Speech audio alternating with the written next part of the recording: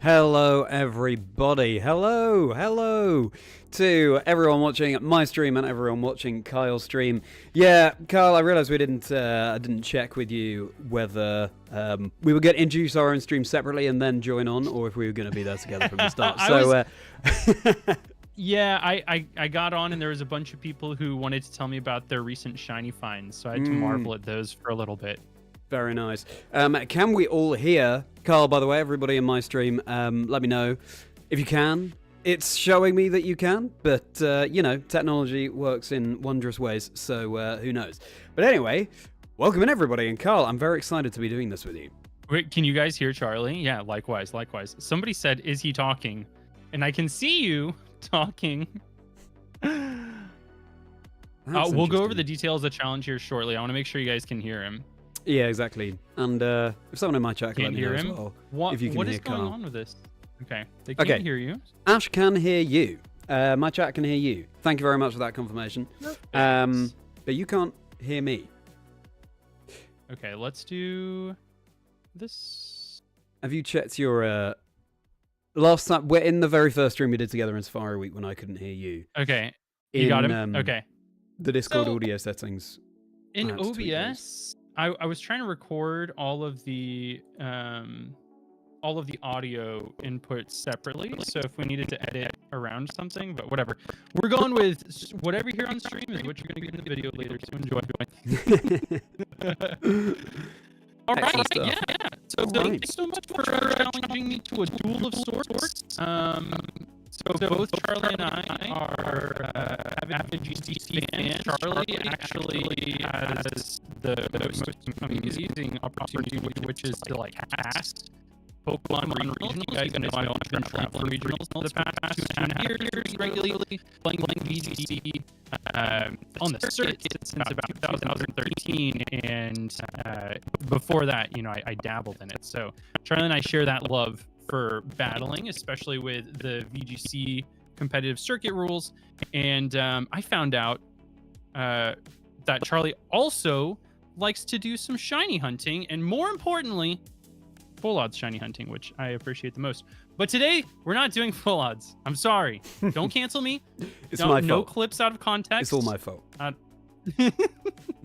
Listen, if we had all the time in the world, I'd be doing this full odds, baby. But we want to make this video this century, so. So Charlie and I will take turns ad hoc. We didn't plan any of this out, but we'll take turns explaining the rules. So I'll lay out the battle rules, which I only mentioned in passing and we haven't talked about again. But the breakdown is we're going to shiny hunt. Charlie's going to lay down the rules for how the shiny hunting works. And after we get a team of 6 shiny Pokemon, the first 6 that we find, we are going to have a best 2 out of 3 closed team sheets, just like the Lord intended, battle with those shinies. And we're going to do it a little bit different because there might be a situation where, you know, Charlie finds 2 shinies that just aren't good into my 6. We're going to bring all 6 to the VGC battle. So it's going to be like an expanded VGC situation where it's going to be 6v6 doubles and using those shinies. And Charlie's going to explain what's going to determine how we get our shinies. Thank you very much, Annie, for that, Carl. Yeah, if the good Lord did intend closed team sheet, then it is a cruel, cruel deity. But looking forward to the battles. But of course, in order to battle, you need some Pokemon. And to find the Pokemon, what we're going to do, Kyle and I are essentially going into this blind. We can't see each other's streams. We don't know where each other is starting. We won't even know what shinies will be found. But the rules will be that we find 1 in Paldea without Area 0, and then 1 in Area 0, 2 in Kitakami, and then 2 in the Blueberry Academy Terrarium. And yeah, so we'll find our team of 6, and then we will bring them to battle. And yeah, the reason why I said it was all my fault that this isn't full odds is that I do have the shiny charm in this copy of Pokemon Scarlet. I'm a completionist, as I bemoaned to Kyle. But so that means that Kyle is going to be eating that meal in the Blueberry Academy that raises the sparkling power by 1 stage, just generally.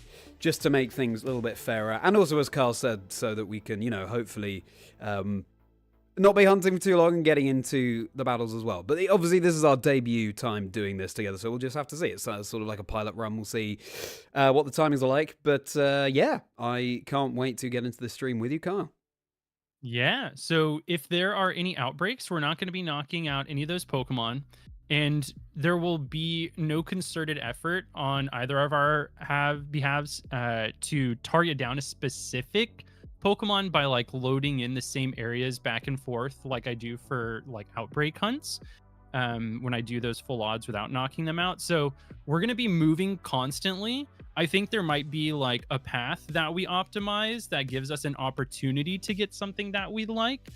So we can just like kind of almost hedge our bets, but there's going to be no encounter power sandwiches, no knocking anything out in outbreaks. If we find an outbreak, we can run through it, but there's not going to be any running through it, despawning it, and running through it again, if that makes sense. So keep us honest, but those are going to be the rules.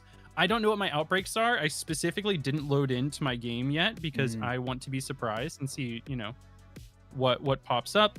And the hope is that when we find our shinies, we can evolve them if it's like a first stage Pokemon, etc. Give them items. If we've got the Terra Shards to do it, that would be pretty cool. But be able to change their Terra types and EV training potentially, that's going to come down to, at the end of the day, after we get our 6 shinies, how much time is left in the stream. We're going to be streaming for about a little under 4 hours here, and there might be some audience participation. So if you got your copy of Scarlet or Violet with you, be on standby. We might be recruiting a couple people to barbecue.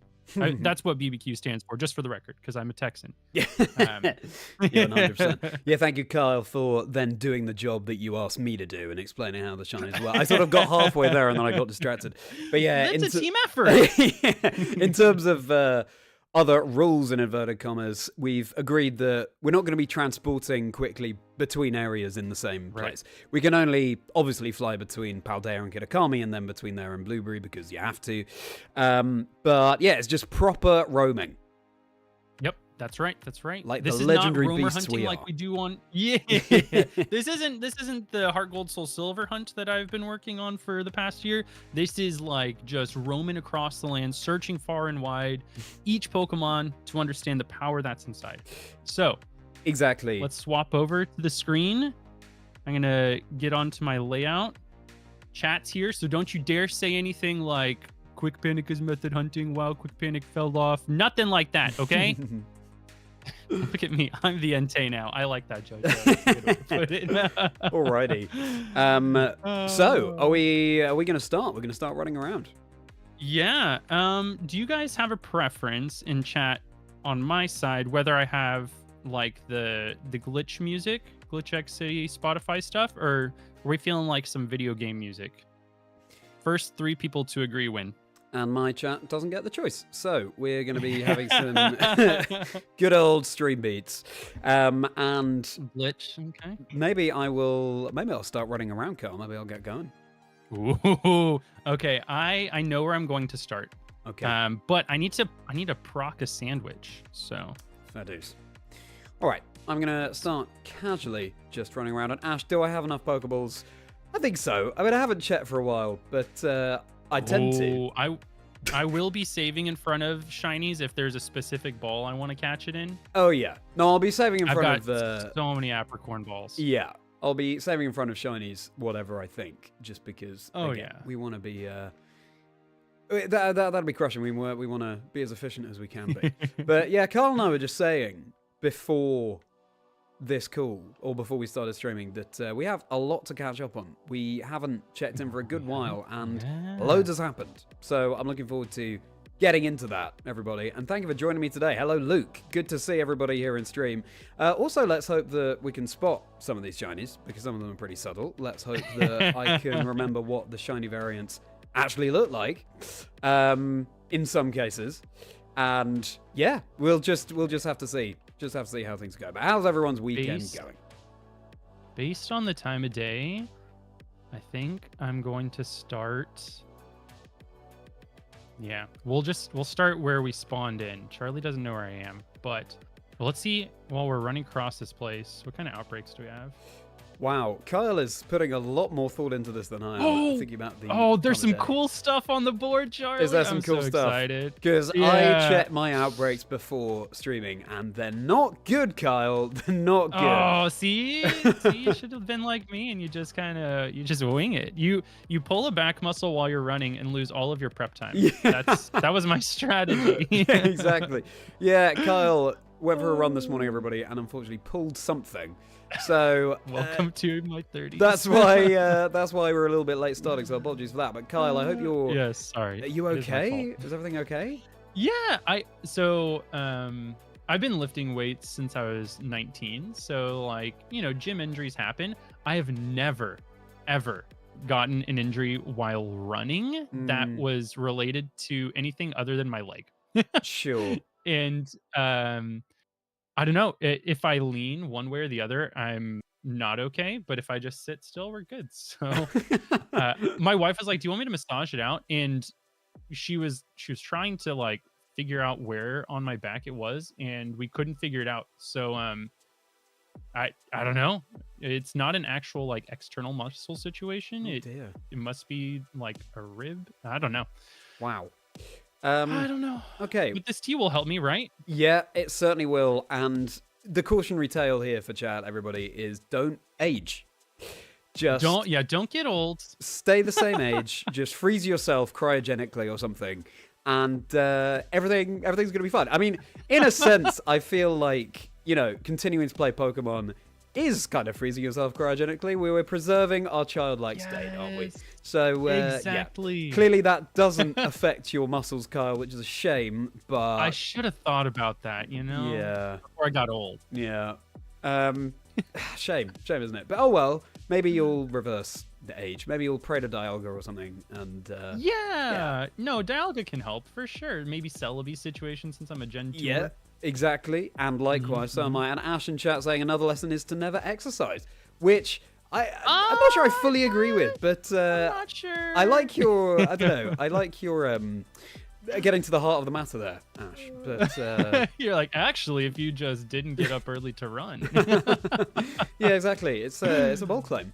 All right. Yeah. You know what? I see it as a point of pride in some ways that I still haven't ever seen some of the new Shinies in Scarlet Violet. And by new, I just mean Gen 9 Pokemon. Because I want to be surprised by them. I want to, you won't, once you know something, you know it. But I want to keep that It's element true. of surprise. You got it.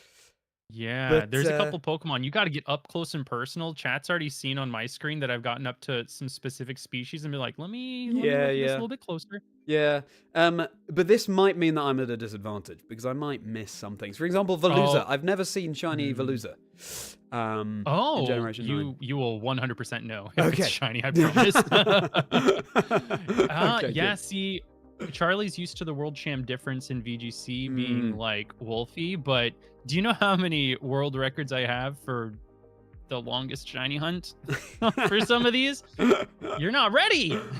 Well, at least, Kyle, when you find your shinies, you don't run away from them. No, Which- I can't imagine anybody on this call, neither you nor me, would ever do that. That No. just sounds crazy. Really, really stupid, isn't it? Yeah, Yeah. If anyone's unaware, yeah, in Safari Week, I went more than 50,000 encounters. Found a shiny Venonat, but only saw that it was a shiny I was Venonat so scared. after I'd hit run. And the got away safely Yeah. message was blithely displayed on my screen. And that was the end of my pretty tragic Safari Week. But you know what? The lore and just the experience was so much fun. And I will be turning it into a pretty philosophical video. So, yeah. I can't wait to hear you spin that. So, yeah. Look, guys, this is a positive. This was like a character study. Exactly. Like, you understand? Exactly. And yeah, it was sad at the time, but it was pretty epic as well. So yeah, we'll see. I just things have been so busy that I haven't even I've begun to think about that video, but I haven't really been able to start working on it properly. But this week I've just started to. But I'm pretty new to this whole content creation thing, so just getting used to how long things take. And Yeah, usually we get the shiny a little bit faster than 50K. Yep. Yeah. So just next time, I wouldn't go that long. I would just do it a little bit a little quicker. If only I had your advice. It's that skill difference. I should have told you. Yeah. Should have told you on that first call. Yeah. I'm also, I think I'm in danger, I think, when I do find a shiny in this challenge, of just blurting out instantly what it is. So I'm gonna I forgot to eat the sandwich. I've been doing full odds hunting this whole time. It's just second nature. Hold on, let me go grab a Sammy. Oh my, I don't even know how to do this. Okay, but listen, I know how to method. I know what the cool kids do. Yeah, I totally agree, Scotch. That would be super fun. And best of luck looking for the Adamant Abra for the Heracross hunt. If you get an Adamant Heracross, I'll be so jealous because mine was like Dochile nature. Okay, it's the cafeteria, right? I hope I have barbecue points for this. I'm not sure you need barbecue points for it. Even maybe you do. But yeah, in the blueberry cafeteria. Well, I know where you are now, Kyle. Oh no! Well, I had to fly away to go get this. I see. Okay. I see. Wait, sparkling power, all types, 150 BP. I need to save because I don't know how many of these meals. I can only afford 2 of these meals. Oh my goodness! Before I need to do some barbecues. I did not realize because I don't really do that either. I didn't realize you need blueberry points. All that, so I apologize. Okay, no, it's all good. It's good. No, I didn't make a sandwich. I'm just eating a delicious. Look at this. You wouldn't eat this jelly bean. That looks awful for your health, but I'm down. And Charlie doesn't know, but I have a good luck charm here. Did you guys see him on the bottom right? Galactos called him out. Okay. He's part of that world champ difference. I also flan donut. I would eat that. 100%. I have my good luck charm here as well, everybody, which again Kyle cannot see. But I was absolutely buzzing when I found this charm. I didn't know this charm existed. Okay, back to the place I said I was going to hunt before I accidentally went full odds, and I'll try to fly back to exactly where I can get pretty close to where I was. So Kyle, guess who I'm recording the podcast with on Monday? Oh, wow! Usually somebody tells me. Like most of the people, like Courtney and I'm trying to. Who else? And since you're asking me to guess, I'm thinking it's a shiny hunter. It is a shiny hunter, and I'm slightly surprised that they haven't mentioned it. If people do normally tell you.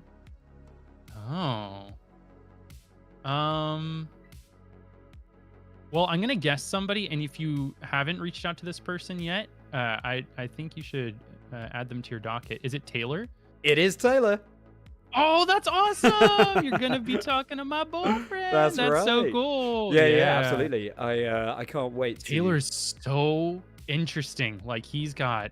You're gonna enjoy talking to him. It's great. It's a good time. And often, you and Taylor are the only like repeat people that I have on stream. To hunt with me and do challenges. Wow. And I think you'll jive with him. Often I'll be talking to him on stream and we will get into these laughing fits where we just start crying, like we can't breathe. Excellent. It's a good time. I'm looking forward to that very much. I'm glad. And the plan is to release that episode in a couple of weeks. So not this coming week. This coming week will probably be Skarzig, Adam Watson, trading card game caster. Then following week, probably, again, the plan for now is to release Taylor's episode. So check that out. I released Katatsu and Universe episode this week as well. That one was excellent. And I'm very pleased you enjoyed it. If anyone in your stream isn't aware, my podcast, I talk to people about their life stories as well as discover the 6 Pokemon on their dream team. And Kyle was in the 9th episode of the show. And I'm so glad that we formed that bond. So do check out that episode. It's all linked in the description of my stream if you're watching along on there. So yeah, it's always a fun time and having a blast doing the show. Oh, if this was shiny, I'd be so happy. It wouldn't be good, but I just like that guy. You know what I mean? Like sometimes somebody just makes it on the team because you're like, this is my friend. Yeah. You know? No, exactly. Well, Kyle, tell me. I mean, last time we spoke would have been in Safari Week. So tell me about your experience in Honolulu. Ooh, I'm actually wearing my my Honolulu Worlds shirt. I hate to say it, but I developed a slight addiction to Hawaiian shirts. Oh. And so I was in line with Necra, Rosemary. She and I are good friends, and anytime we see each other at an event, we strike up a good conversation. So we're in line, and she's like, "Oh, so what do you want?" And I was like, "Oh, I want to get the Bear Walker skateboard because it features a Zoomeril, and you know I'm a Gen 2er." And I was like, I can't pass up on that. Got to snag one of those." And she was like, "You said you wanted to get some Hawaiian shirts. There's actually a special artist who is making an unrevealed Hawaiian shirt for World specifically, and that's what I'm wearing here today." Oh. Like Railu and Frillish and Azumarill. It's just like the best Pokemon that they used. I love Steenie. Steenie's super cute. So it was an easy pickup. Rosemary made me spend way too much money though, so that is her fault. Yep, entirely her fault. But it was a great time. I hosted an 8192 in an hour event. Yeah. Which was awesome. Matt was there, Kotatsu was there, John Stone was there. It was a super fun time. And I once again, so this is my second 8192 event that I've hosted. Last time was at NAIC, and I got a shiny. And everybody's like, "Whoa, you hosted the event and now you're taking the shiny?" Well, sorry, no, anybody could have gotten it. It's not fixed, I promise. And then at the World's 8192 event, I also found another shiny. So, maybe I am crowdsourcing your encounters. Taylor and I like to joke about that. Where it's like, "Hey, can I borrow your encounter number?" Because it makes you more due for a shiny if the number's higher. That's the that's the fallacy in our brain. Yeah. And, so it was a good time. The food was decent in Honolulu, but afterwards, Gumi, my wife, and I went to North Shore with the kids and stayed there for an extra week. And that was the super magical part of the trip. Oh, wow. But all of it, I just miss Hawaii. No, Sneasel, don't do it! Don't! Oh, no. Oh, he's dead. Oh, no. He fell all the way down the cliff. This is so sad. Oh, dear. But on a brighter note... I missed you there. It would amazing. have been so cool to have you at one of the 8192 events. We gotta do something where we're at the same event at the same time. Absolutely. No, I would have loved to have taken part. And as you say, I'm sure, as we've said before, that it's only a matter of time before we get to cross paths in person. And I would love to be part of one of those events. They looked so good in what I saw from Absol's video about the whole experience at NAIC. That is. Not to self-promote, but I am making a video about both of those 8192 events, and the thumbnail is being drawn by Kotatsu. Oh, amazing! And it's all the friends coming together. Excellent. And do self-promote away. That's we got it. It's mainly a joke. We're streaming. This is all self-promotion. Exactly. Oh, you got one of the shirts, Scotch. That's amazing. Oh, we can twin it up. Scotch is another one that needs to get on to the circuit with me. We haven't been on the same tournament schedule in like over a year and a half. That's Scott Yofuchi, the world's biggest Porygon 2 fan. Oh, okay. Maybe I would say like most accomplished Porygon 2 player. Scotch, do you want to gas yourself up and agree with me there? Wow.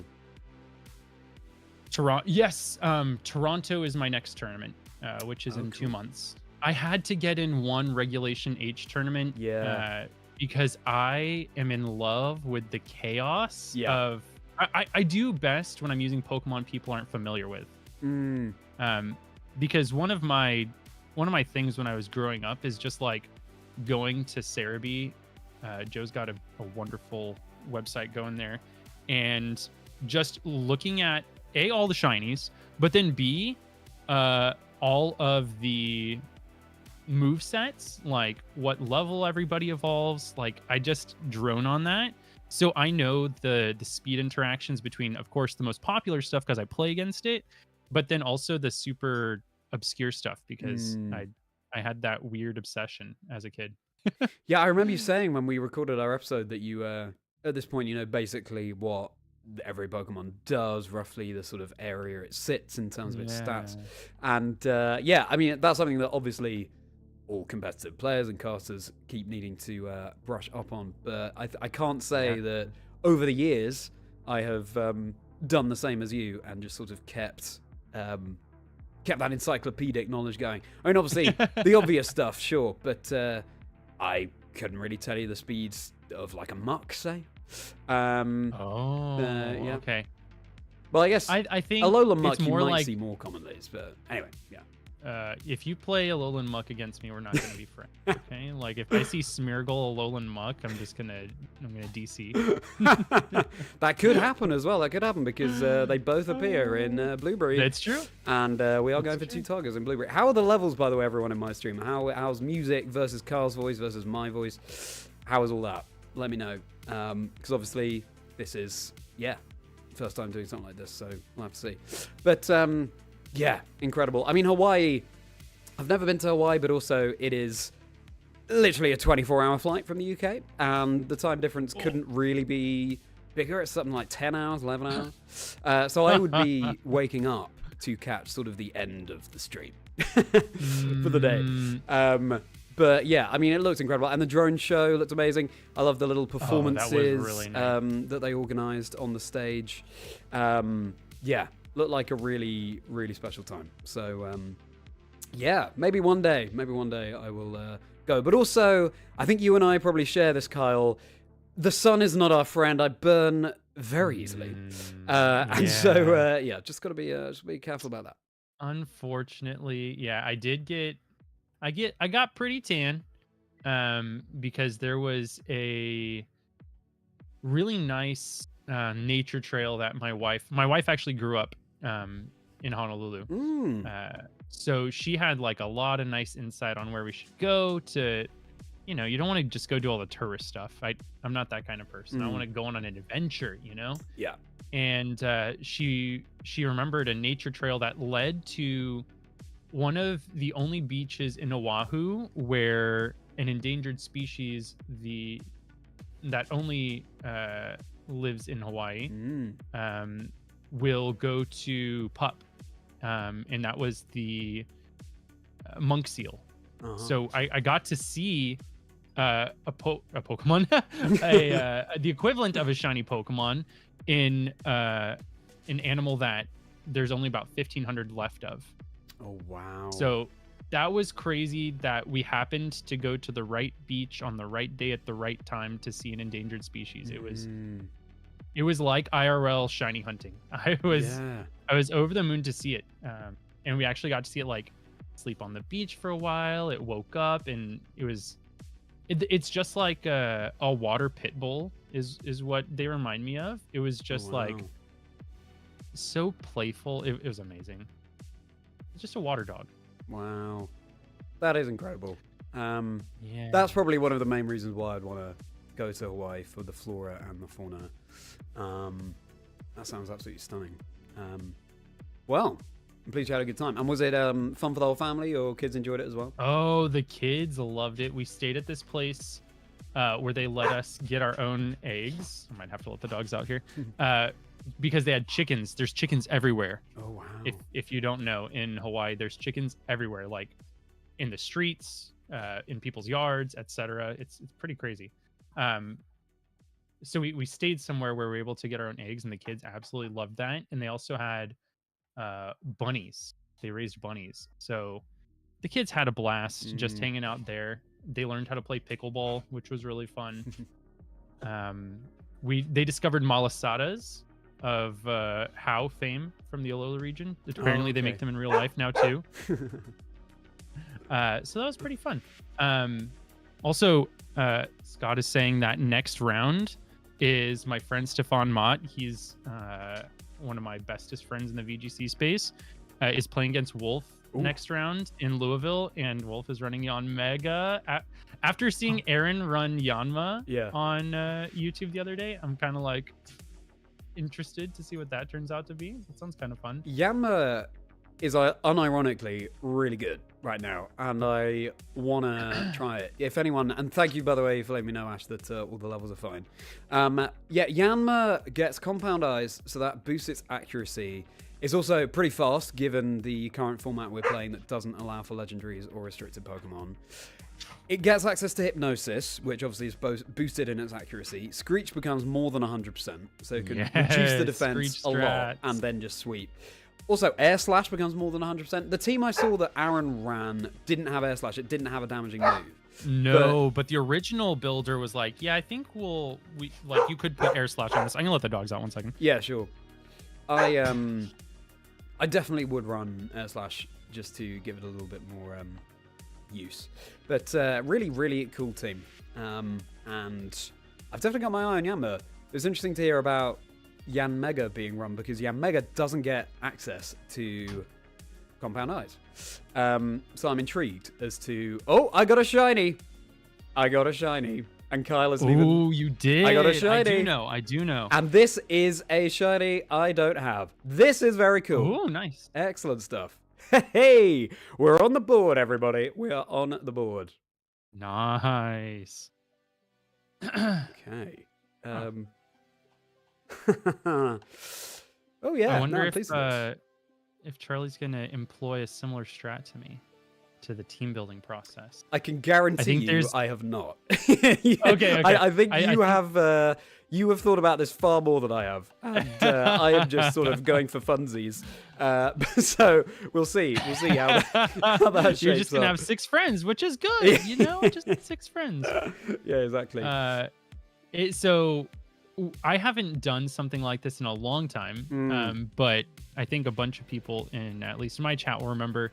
In 2021, Taylor and I hosted an event, a weekly event, every single Sunday called Strong Spawn Sunday, where in Sword and Shield, we would go through the wild area, we would go through both of the DLC areas, and we would encounter every single Pokemon that was a Strong Spawn. If you don't know what Strong Spawn is, it's essentially when you first entered the wild area in Sword and Shield and you saw that Onyx that was waiting for you, and you encountered it and you didn't have enough badges or a Pokemon of the right level, it would say a strong looking Onyx appeared and you wouldn't be able to catch it or anything.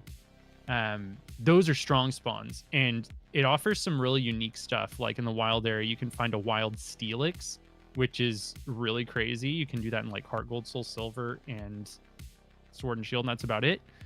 So that stuff is really interesting. But I'm getting the same vibes. I'm getting the same vibes, and that gets me really excited because that was 3 years ago, and that means it's been that long since I've done one of these challenges. Yeah, for sure. And in honor of that, Carl, I've just nicknamed the shiny Sunday. So okay, that is going to be the first shiny on the board. All right, good. We're off to a good start. And yeah, you sent along that video to me, and really, really fun. And also, I haven't played Sword and Shield for so long, so it was just nice to see that again. I'd forgotten about strong spawns being a thing. Good. I was a little bit, for Archaludon when it came out. I took my Duraludon that I shiny hunted in Blueberry Academy. I shiny hunted one, and then I was able to transfer it back to Galar, so I could beat the league, and it would have the Galar champion as a title when I sent out Archaludon. Ooh, nice, yeah. Which is kind of unique because you'd have to have access to both of the games and do that.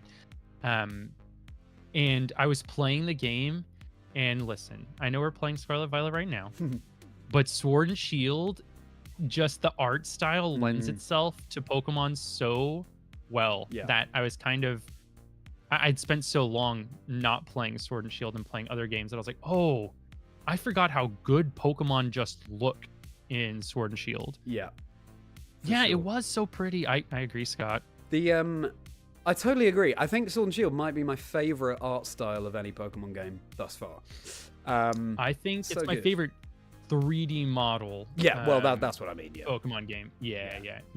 Most people know that I'm just like a diehard DS era fan. I just liked, especially in like Diamond and Pearl, the Pokemon would have a different pose depending on if you were in Diamond or Pearl version.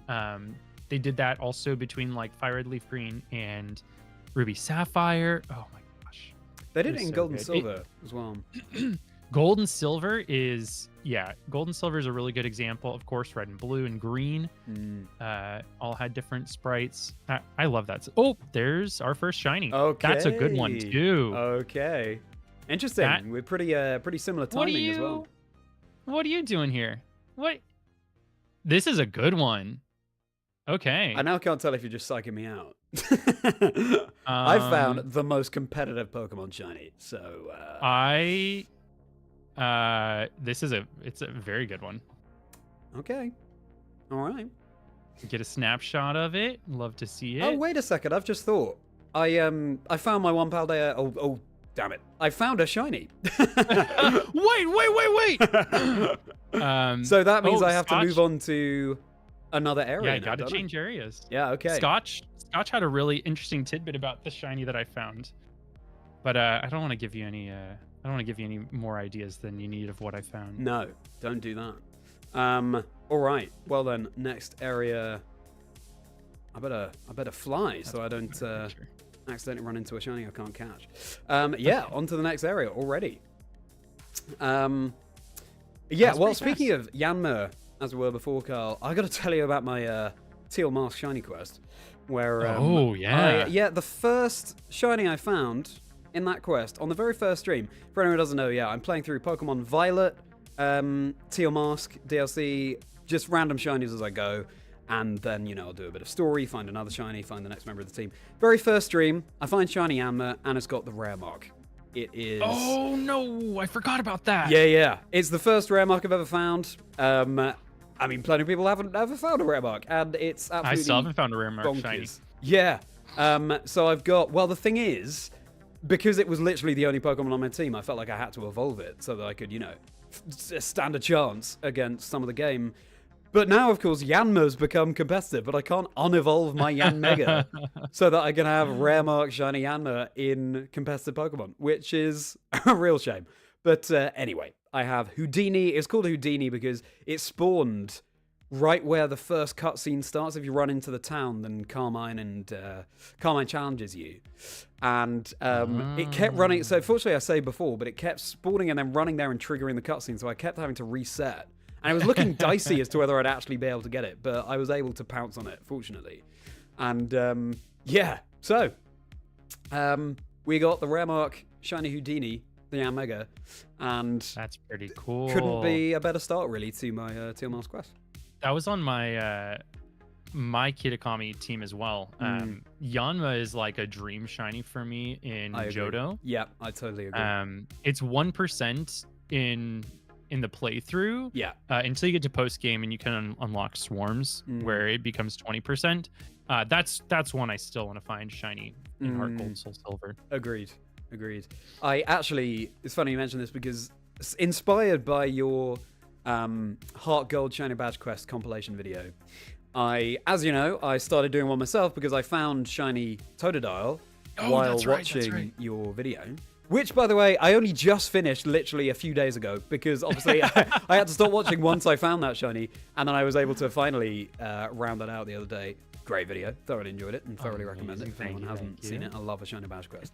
And I'm keeping the other finds in that Shiny Badge Quest a secret because I will then post a video. I'm filming as I go, and I'll post a video once, we're at the Elite Four. Maybe I'll stream the Elite Four run. So it's all a surprise as to the shinies I've been finding. But I was hunting in that area where the 1% Yanma can happen. That's all I'll say. That's pretty cool. But I totally agree with you. I love Yanma. I had to get the Sitting Cutie Yanma after that experience. So, that is alongside me on screen right now.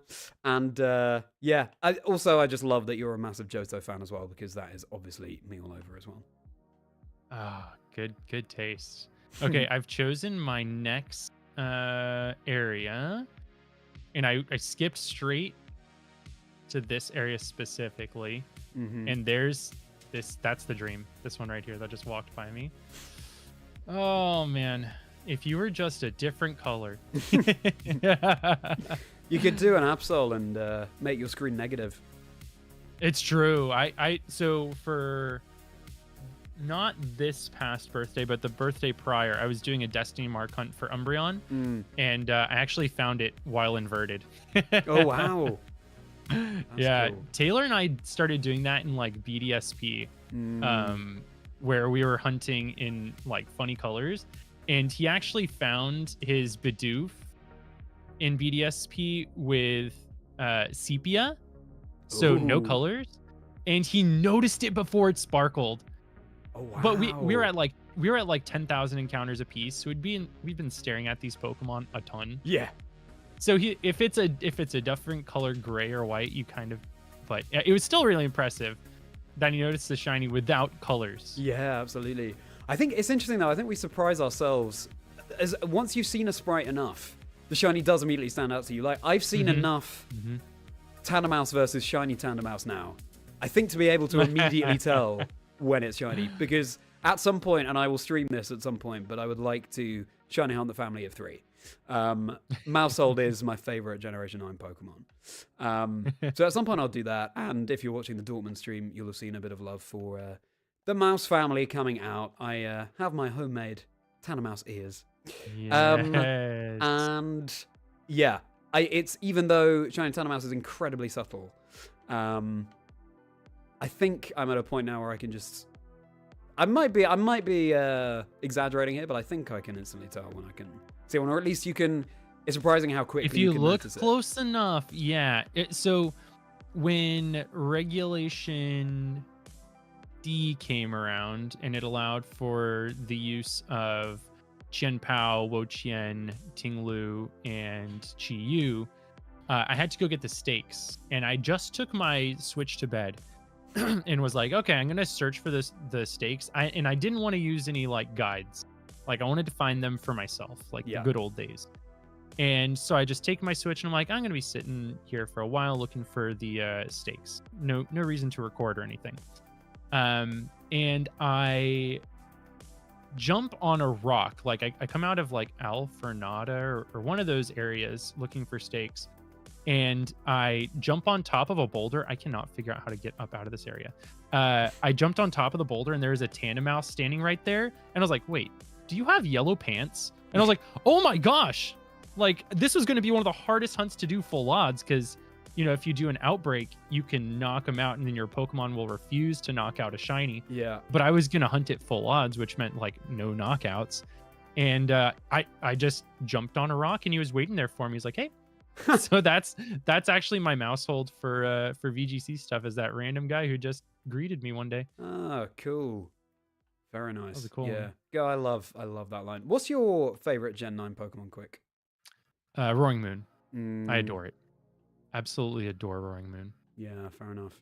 So yeah, I was so do I. It's even one a of my big favorites. like Mega Salamence fan.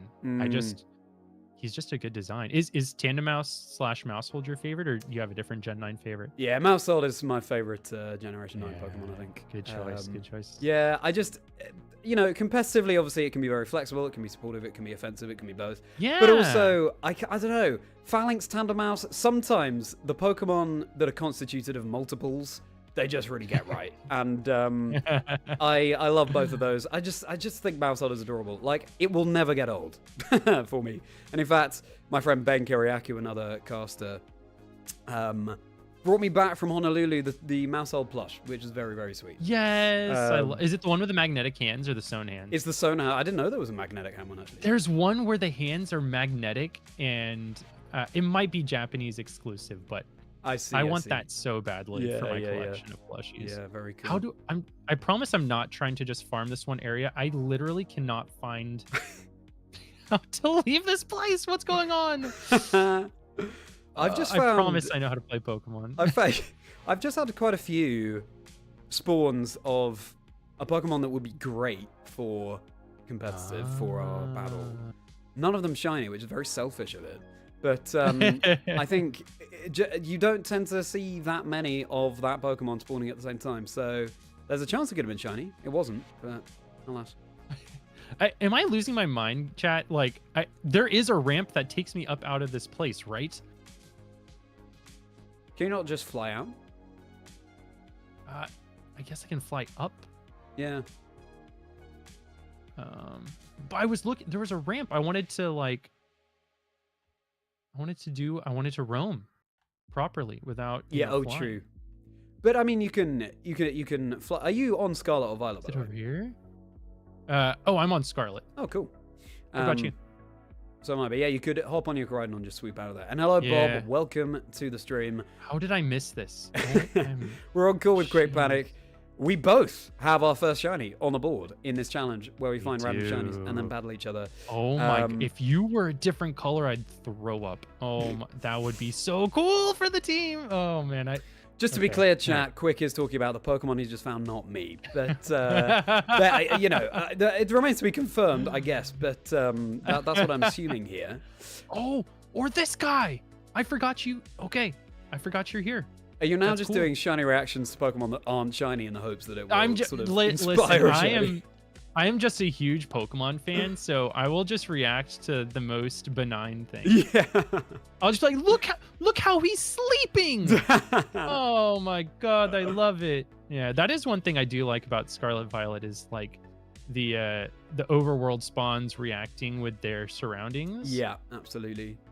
When they're Like- eating a little berry, it's very cute. Yes, I was just about to say I ran across somebody eating a berry earlier and I stopped and just it wasn't good for the amount of time I had left on my sandwich or my meal, but it was good for my soul. You know? Sometimes you gotta weigh the difference there. Yeah. Ooh, I would love it if you were shiny, but you're not, are you? You're not. Some of you, I gotta look me in the eyes. Yeah. Okay.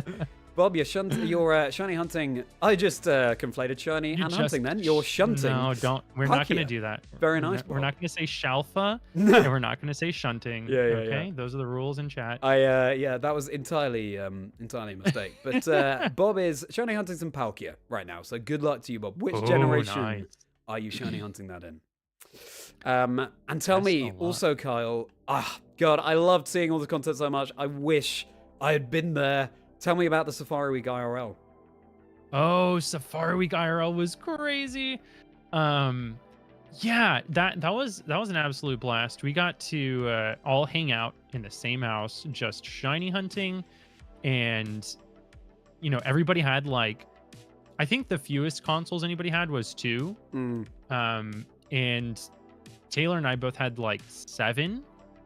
Matt had 8. So the sheer number of consoles meant that we were hearing a lot of, oh my god,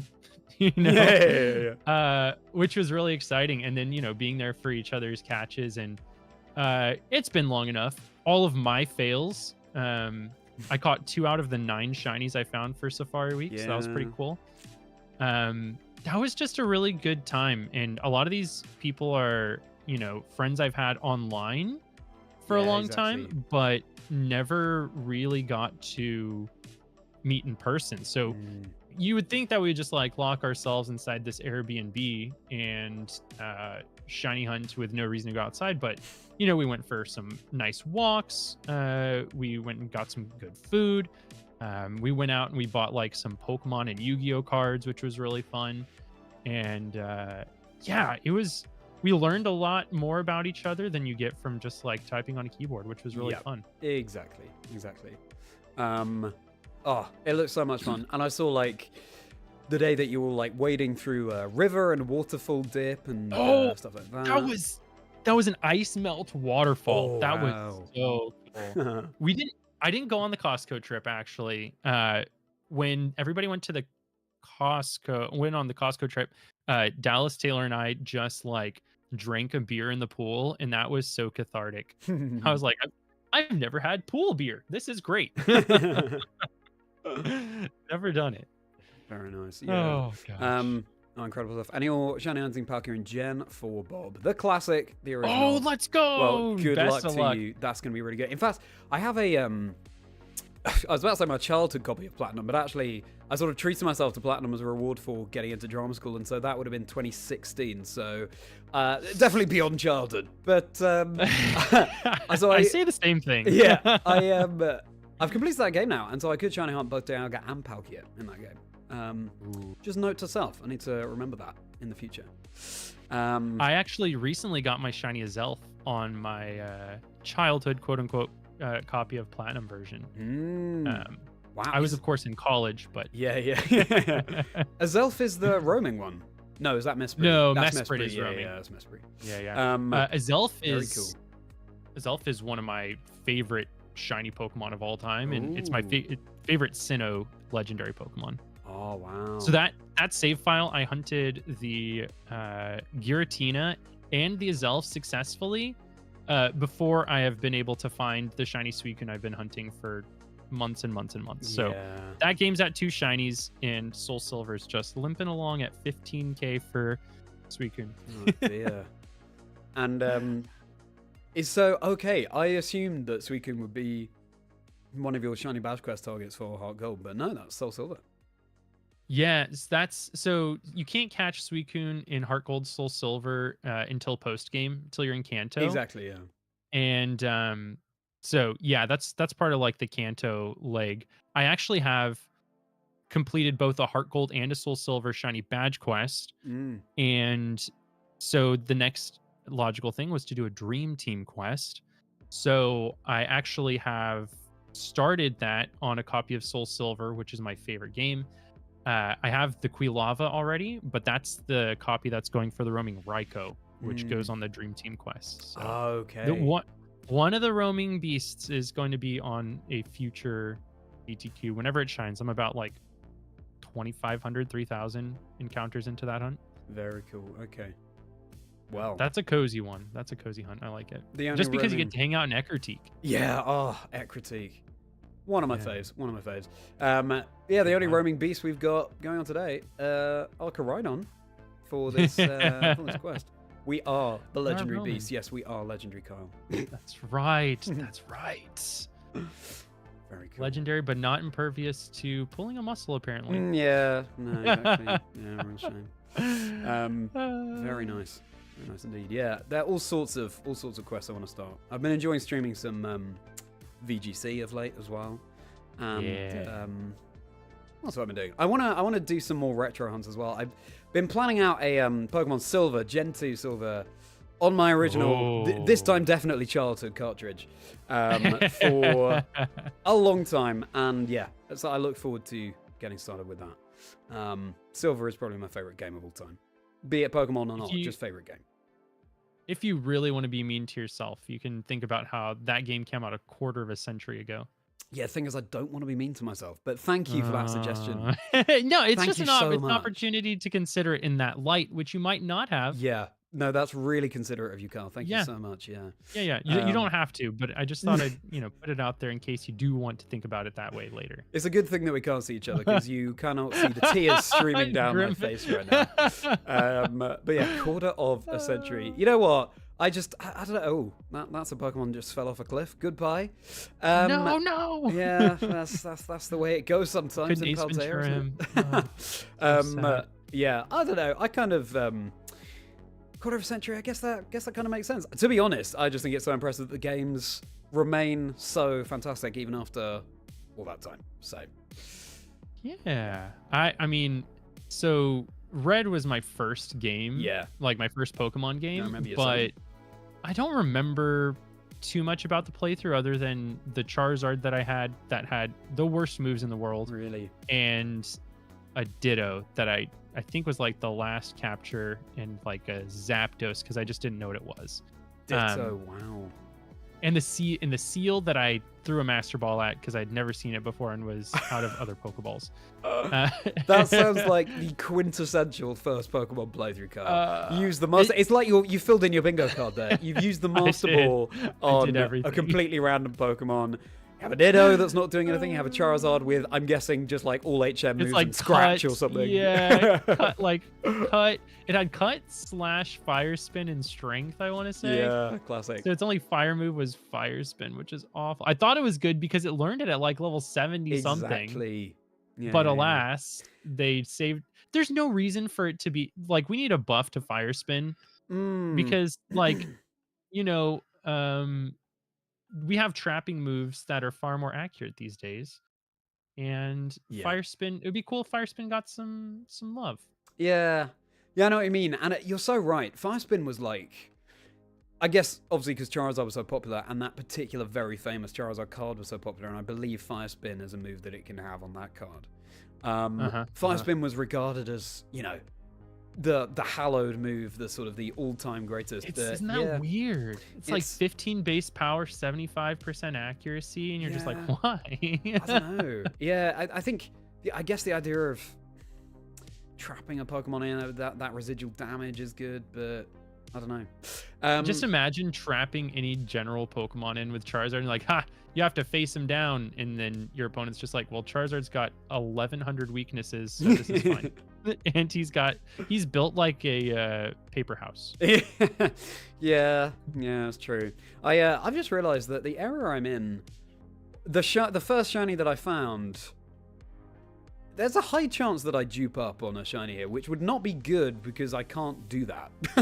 It's gotta be... we're gonna have dupes clause. Yeah, it's gotta be all different. Neither of us mentioned that. So species clause, if we have the same species, just like a DTQ situation. Yeah, but I've just got to hope that the shiny I find isn't the one that I've already got. Hey, only time will tell.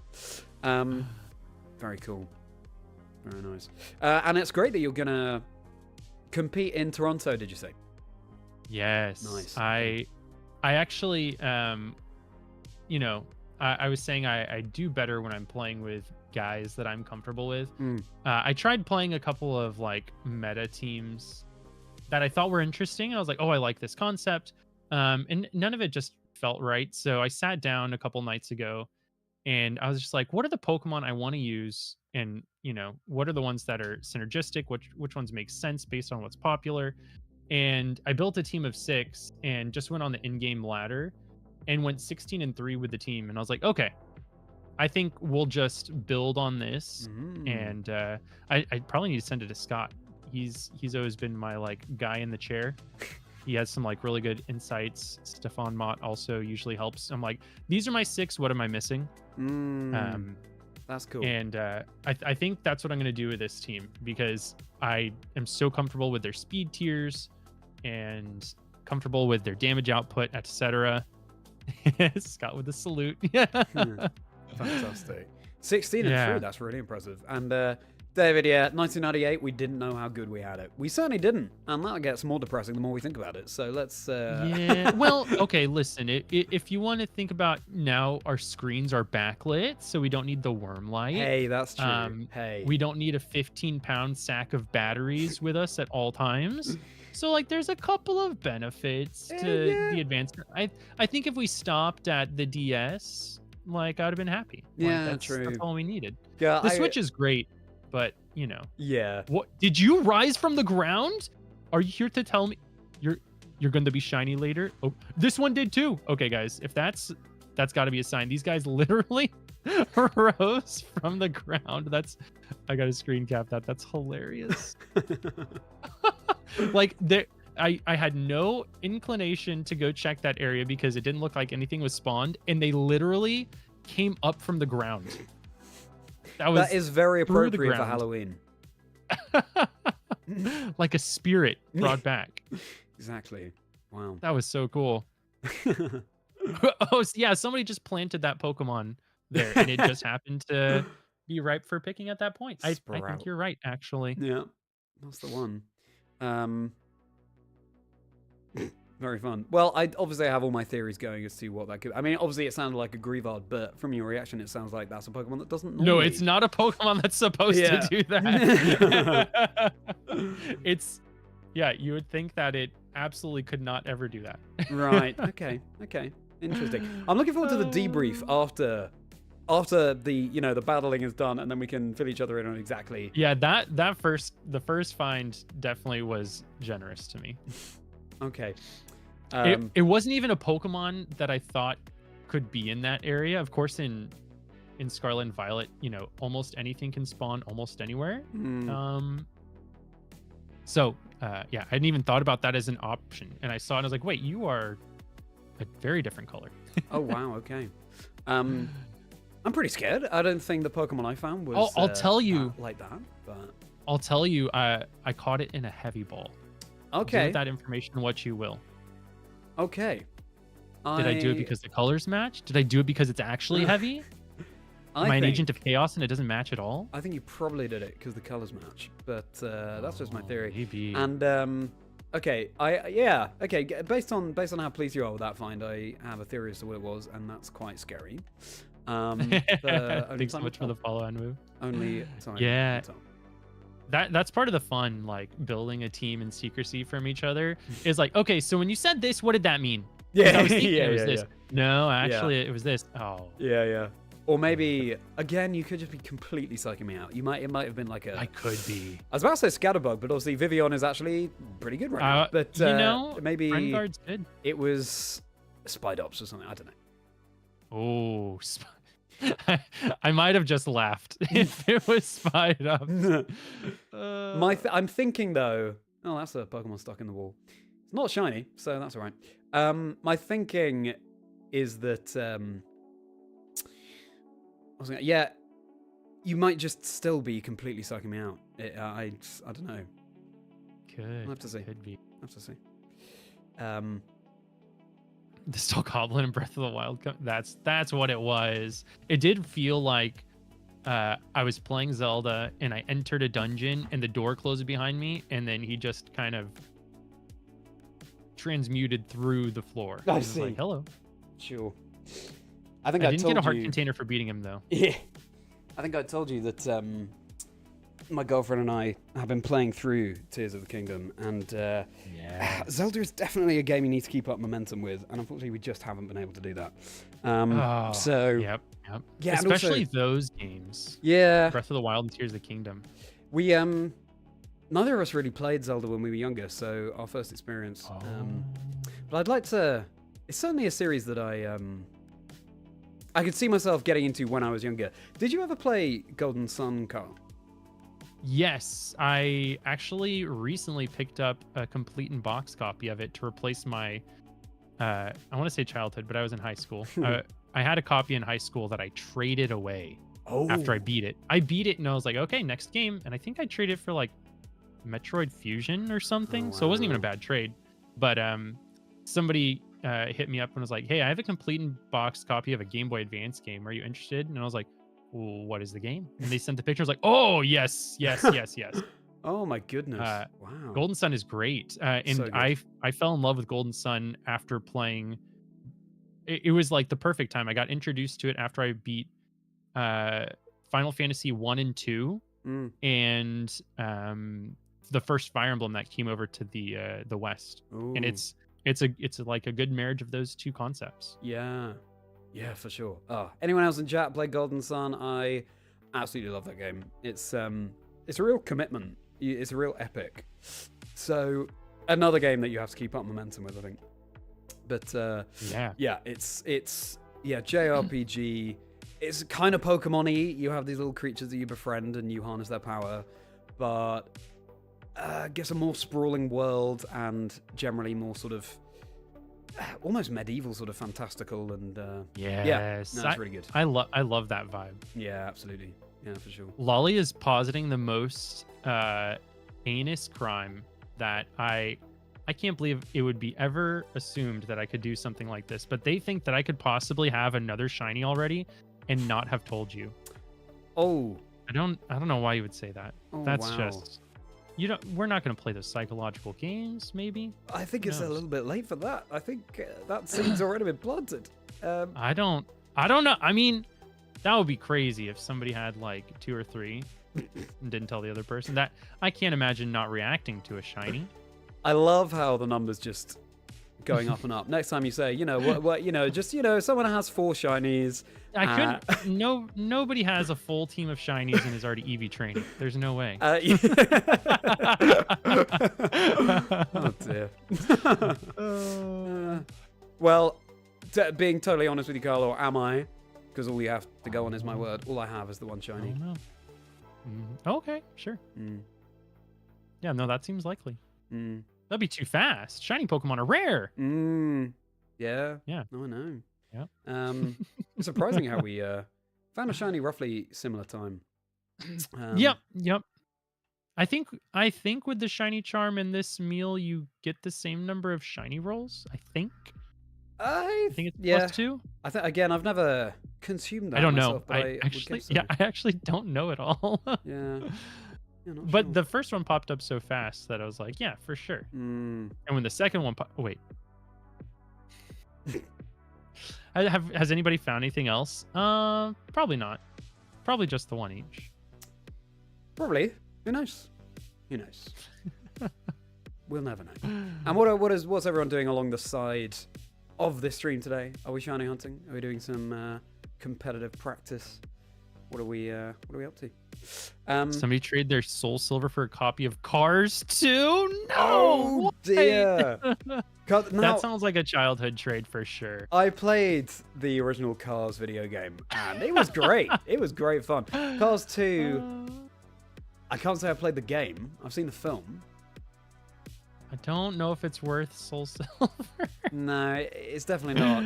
I would guess that the Cars 2 game these days is probably worth like £4 or something, which I don't know, dollars maybe like $7 or something. But yeah, Soul Silver. That might be too high. Definitely more than that. Yeah, maybe I'm being generous now. You're shiny hunting Xerneas in Sword, David. That's cool. Wait, the Pokemon stream went down? Did it? No. During Stefan and Wolfie's match, or before it even got up? Because that'd be lame to lose connectivity in the middle of that. Yeah. Oh wow! I didn't realize they were playing on stream. I thought Okay. they were just playing in the. No, they're on Oh, wow, stream. it's on stream. Yeah. Yeah. If anyone's unaware, it is the Louisville regionals this weekend, or Bowieville if you're leaning into the Halloween theme, which I see that some of the casters definitely are. I actually, just for full disclaimer, I came up with that joke and then I saw Joe Brown use the same joke on stream. But just so we're all aware. So Joe stole. Yeah, just so we're all aware. Okay, Joe. Oh, we're getting a lot of spawns of that line of Pokemon, and I'd really like to have that line of Pokemon on my team. You know, that This one guy card? would not be bad. Look at this sleeping guy. Yeah, I wouldn't mind that sleeping guy on my team. I used him on a team once upon a time for a PC, and it outperformed my expectations. Very cool. I went into it saying, I don't know. But it was pretty nice. It was pretty nice. I wouldn't mind if he was different colors, but he's gone. I've walked past him, and he can't spawn in this area. So, Well, that's a shame. on forever maybe until I take another pass. Hello, Toasted. Welcome to the stream. We got Carl on call, and You used him at a regional too? Nice. we have we both have at least one shiny on the board, and we may or may not be sort of psyching each other out into thinking that we may or may not have found more than one shiny, which may or may not be true. We're just playing mind games of plenty. We're not watching each other stream. We don't even know where the other is hunting, but we do know that we find one shiny in Paldea, one in Area 0, 2 in Kitakami, and 2 in Blueberry, in the Blueberry Academy Terrarium. That's all we have to go on, and then we'll build a team, and then we'll get the team ready to fight, and then we'll battle. So, please do drop a like if we're enjoying, by the way, everybody. That's something I should say more, probably. Oh, that's right. You're streaming over on YouTube. Yeah. Yeah, That's right. Nice. Yeah, because you've been streaming for much longer than I have. Back when Twitch was sort of the go-to place. Back in the day. Yeah, exactly. God, that reminds me again of the chat we had for the podcast, and I think so fondly of that. Had such a fun old time getting to know you a little bit better and sharing our love for Generation 2. Back in the good old days. I miss a little bit. You know, we're so connected. Everything is so connected now that you can't avoid news, especially about something that you love, even if you wanted to. And I kind of miss learning about a new Pokemon from like somebody's crappy scan of a Korokoro magazine that was posted on like a Yahoo forum. Like that memory, that was so exciting. Just waking up on a Saturday morning, you know, because the time difference, and they had like an evening reveal, and waking up and be like, "What is this? Are these the starters for the new Pokemon game?" Yeah. So you know, being connected is cool because you get to meet, you know, friends with like interests, but also it feels like the burden of information is a little bit. Oh, Oh, okay. Wow. Anyway, about that normal conversation. Wow, that's. I just like Pokemon so much, Charlie. Oh, That is. the psychological, just angst that I'm in right now. Hey, don't say anything to him, Charlie. Don't say anything to him. Listen. Yeah, I'm not. Yeah, it's a sleeping Pokemon again, Charlie. That's what it is. Yep, that's what it is. Yeah, yeah, Yep. nice. I didn't sort of do the math as to. I have the shiny charm. You've got that sparkling power thing. I don't know how they sort of tally up. I don't know how that affects the odds. Actually, the blueberry meal thing that you've had. Uh-oh, that. Okay. I think I lose my meal power if I reset, so we're just gonna try it. Yes, you do. I believe. Wasn't that cool, 90? Just a sleeping Pikachu. Wow. I love Pikachu so much. It's so cool that we found a Pikachu. Yeah. Can you please get in this ball? Random sleeping Pokemon, definitely not. There we go. Okay. Wow. Any wow. You know? Yeah, no, for sure. Okay, so you have at least I'm gonna go out on a limb here, Carl, and say you have at least 2 shinies now. Can I use this regular, not shiny sleeping Pikachu I found that was really cute that made me react like it was a shiny Pokemon, or Oh.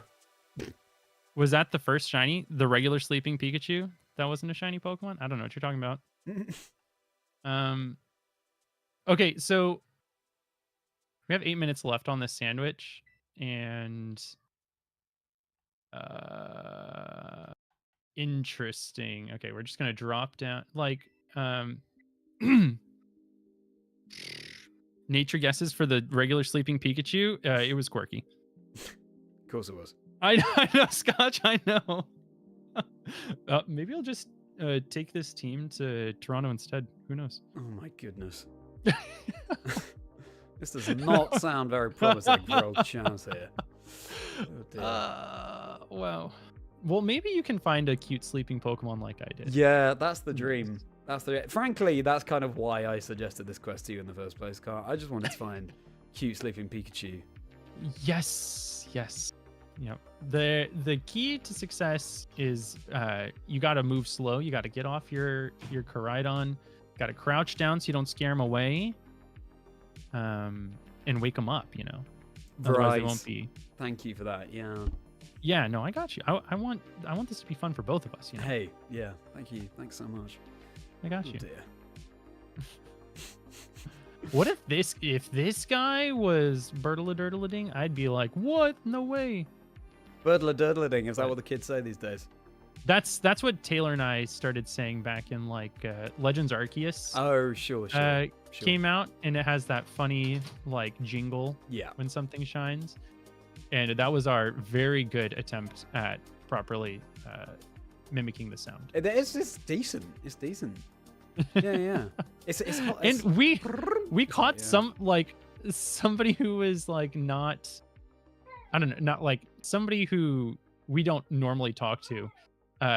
We were both rating them, and we stuck around and were just winding down after the stream, and they casually just dropped a Birtledurdleding, and we were like, what?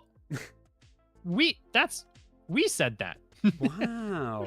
So it's kind of pervaded the community a little bit, which could have been a better thing, but it could also just be that, which is fun.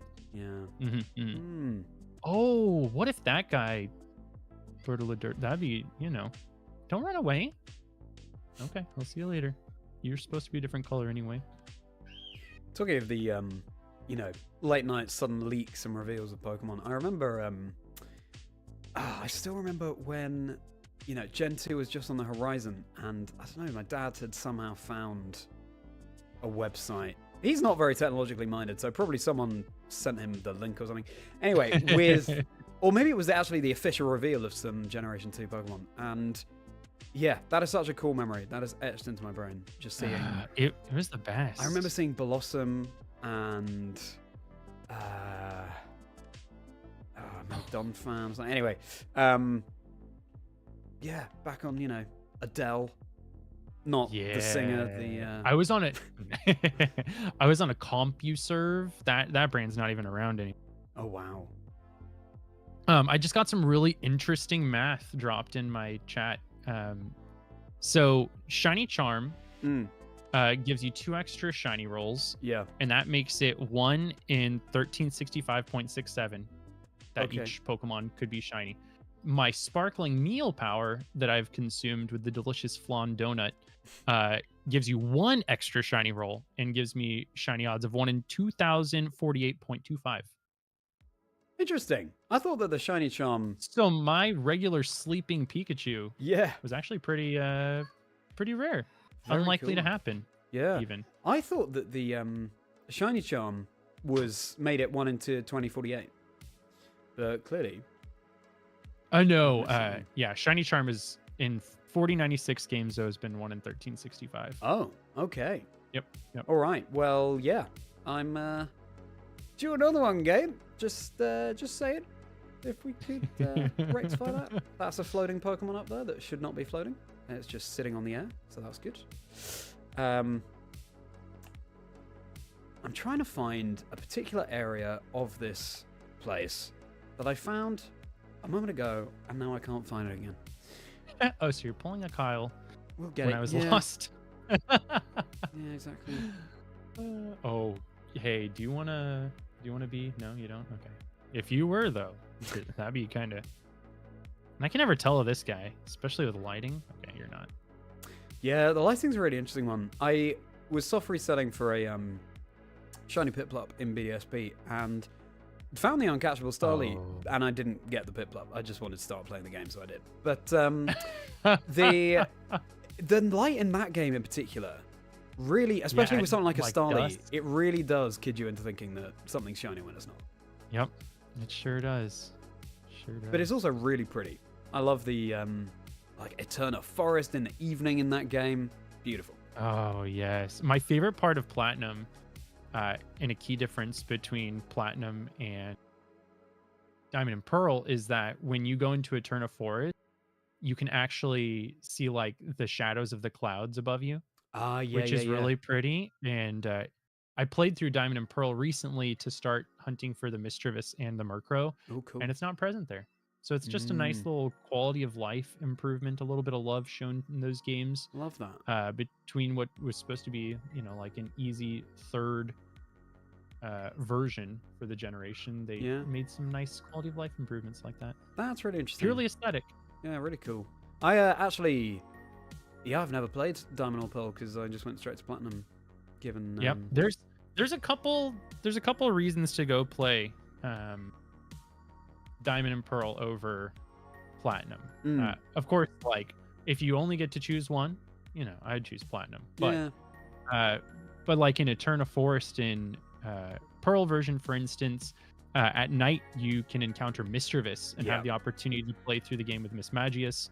And if you are in Diamond version, Murkrow, and likewise can evolve that to a Honchkrow, which you don't get to play through the game with those Pokemon very frequently. So it's a pretty unique opportunity. Oh, for sure. I had Mismagius on my Shining Pearl playthrough.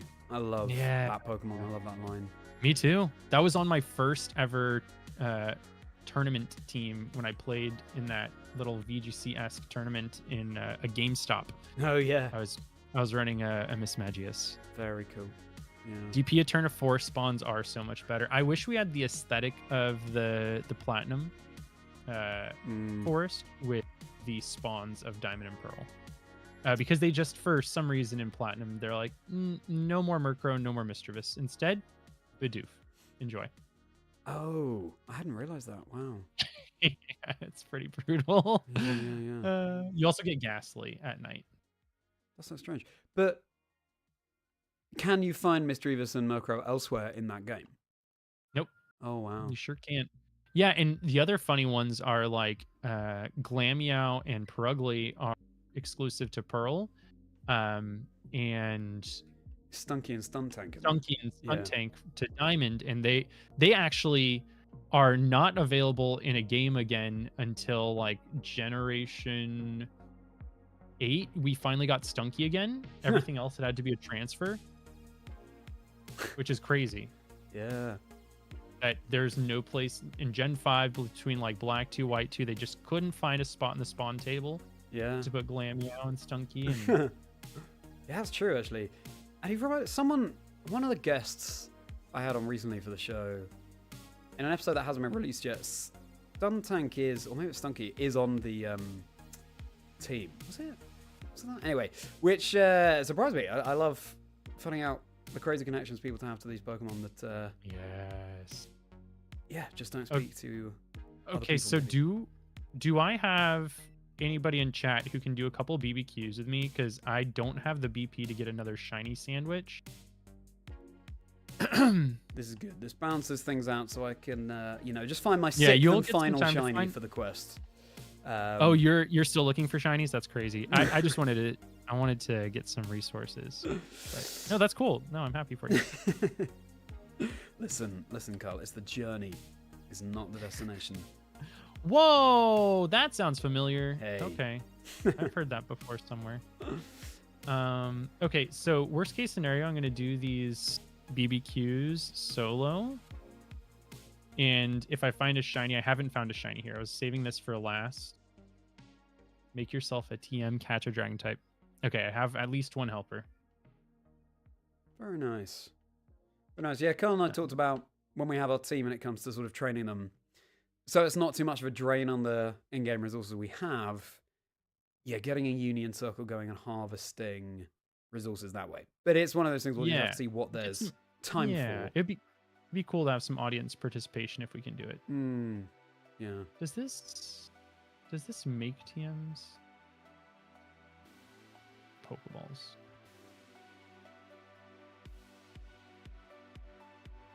Let's just heal this Pokemon.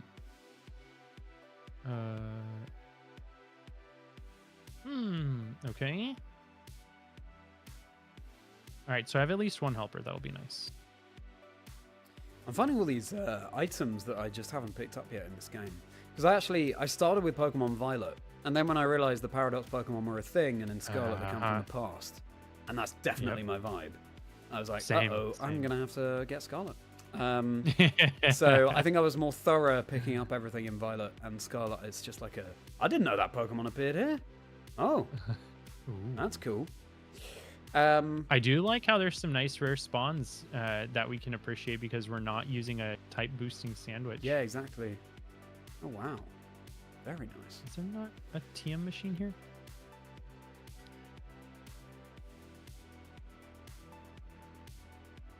Nice, Dan. Yeah, the first thing I did was unlock starter when I was doing BBQs.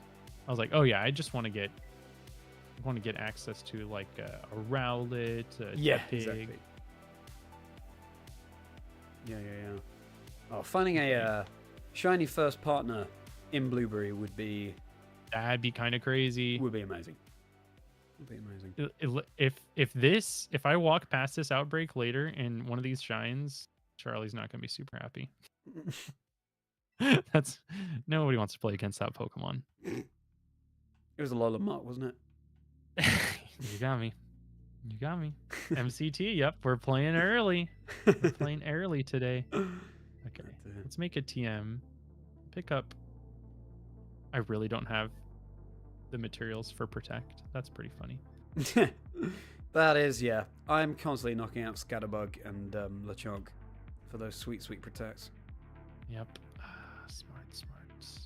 So, Carl, you've got your Suicune hunt going on right now. What other hunts are ongoing for you?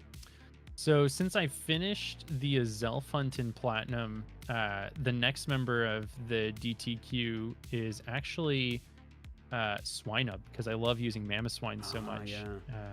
The shiny is much better in Generation 4, and once we get the 3D models, he gets like a green tint for some reason that I can't really understand. And in Generation 4, he's more like yellow, which is really nice. I see. Is this good? Oh, I'll just craft a grassy glide. That'll go great with the shiny Groot Cafe. Oh no.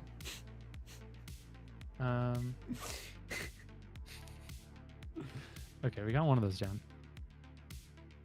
MCT, hope you're doing well. Travel 500 yards, catch a dragon-type Pokemon. Terrastalize?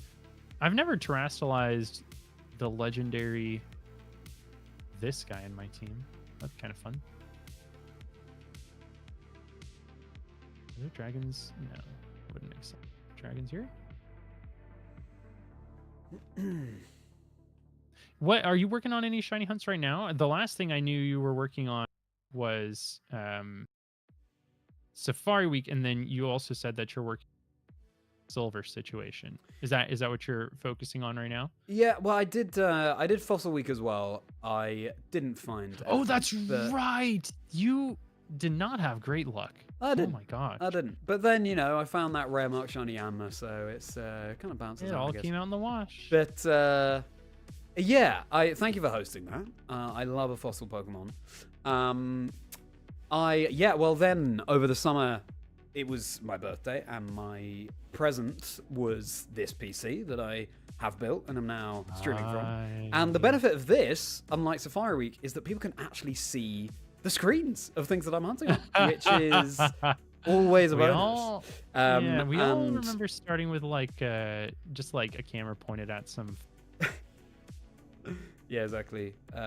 I would never, when I was younger, I would never have expected that I would build a PC at some point. It was just so outside of my wheelhouse, so to speak. But here we are.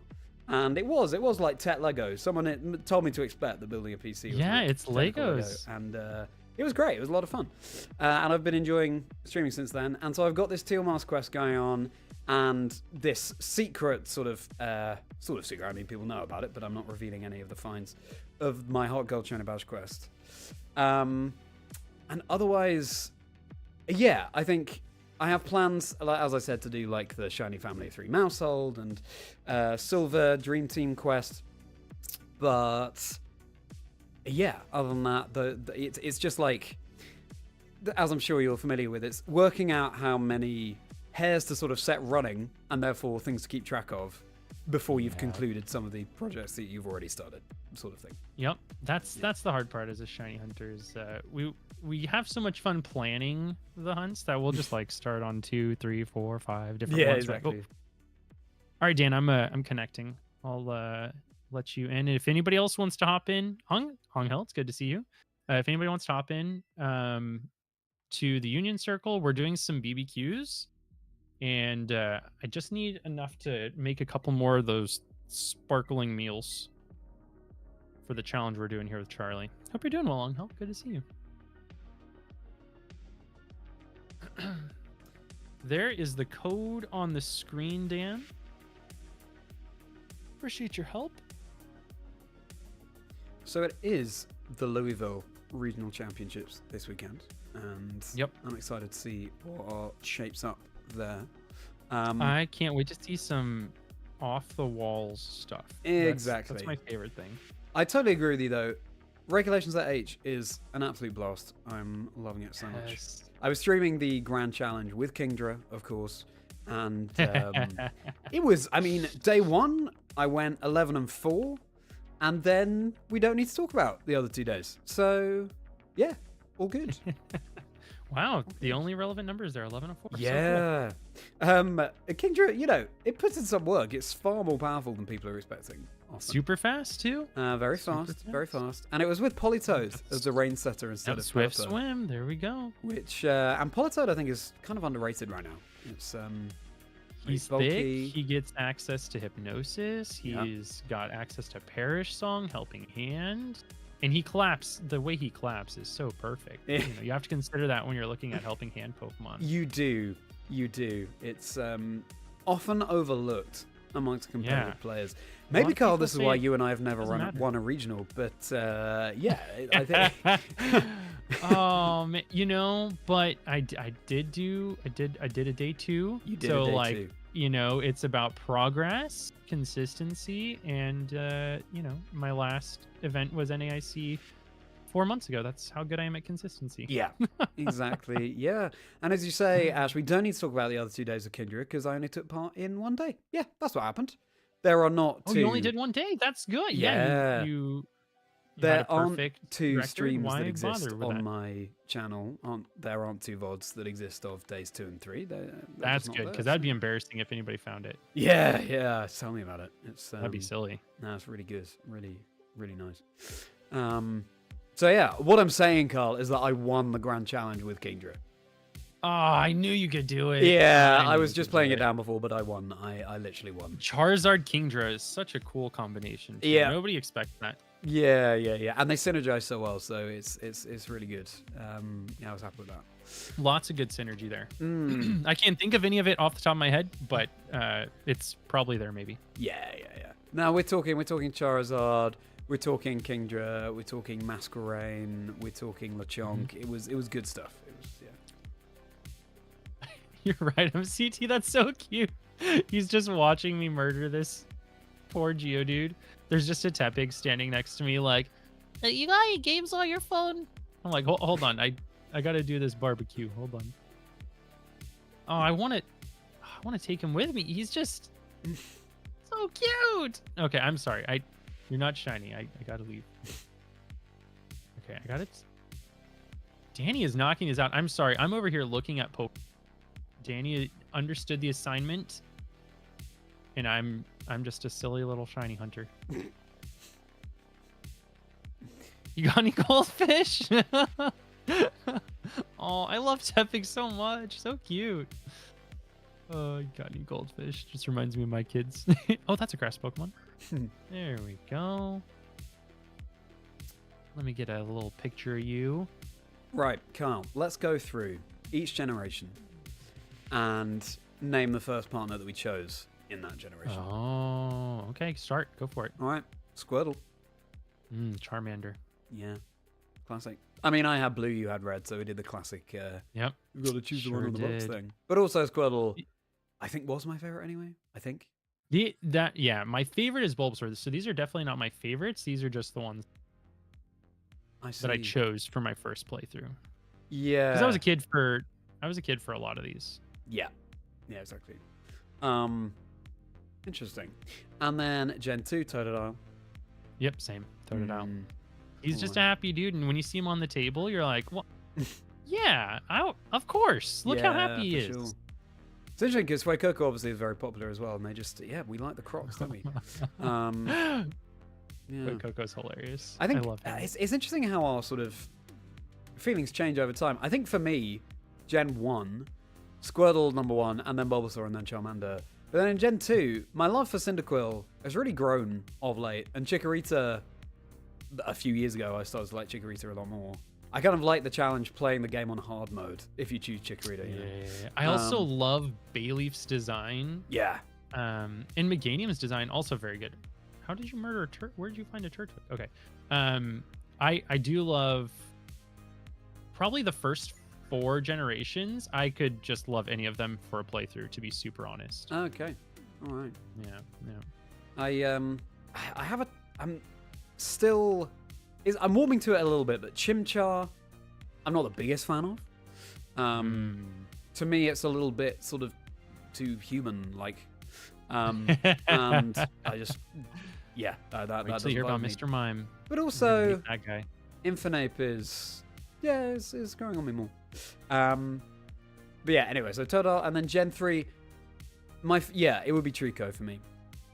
Yep, Trico's my favorite for sure, and he's the one that I stole. The one that I chose. Listen, Professor Birch said he wanted help. I didn't steal him. It was we both agreed on it. Then why did you say steal, Carl? It might have been a different color, and I might not have told him about it. And I don't. It's fine. Like, what are the odds? 1 in 8,192. Yeah, fair dues. Trico. Nice. I did a Sapphire Dream Team quest, and Trico. I've completed that quest actually. I just have to do the Elite Four, but Ooh, nice. it was Shiny Trico, Whismur, Seviper, which happened on the first phase. I know some people can, go for that one for ages, but Seviper appeared on the first phase to me. It was unbelievable. And Banette and Gorobis and what's the other one? Ooh, Gorbis is a good one. I always chose Huntail, but Gorbis is shiny. See, I was never able to trade with people when I was younger because no one else I knew really played. Same. So, so Gorobis and Huntail are a whole new world for me. But the other one was Beautifly, and I was hoping that it would be Beautifly. I was hoping that my Wurmple wouldn't evolve into a Cascoon, and it didn't. So there we go. You got the Silicone straight to the Beautifly. I like that. Yeah.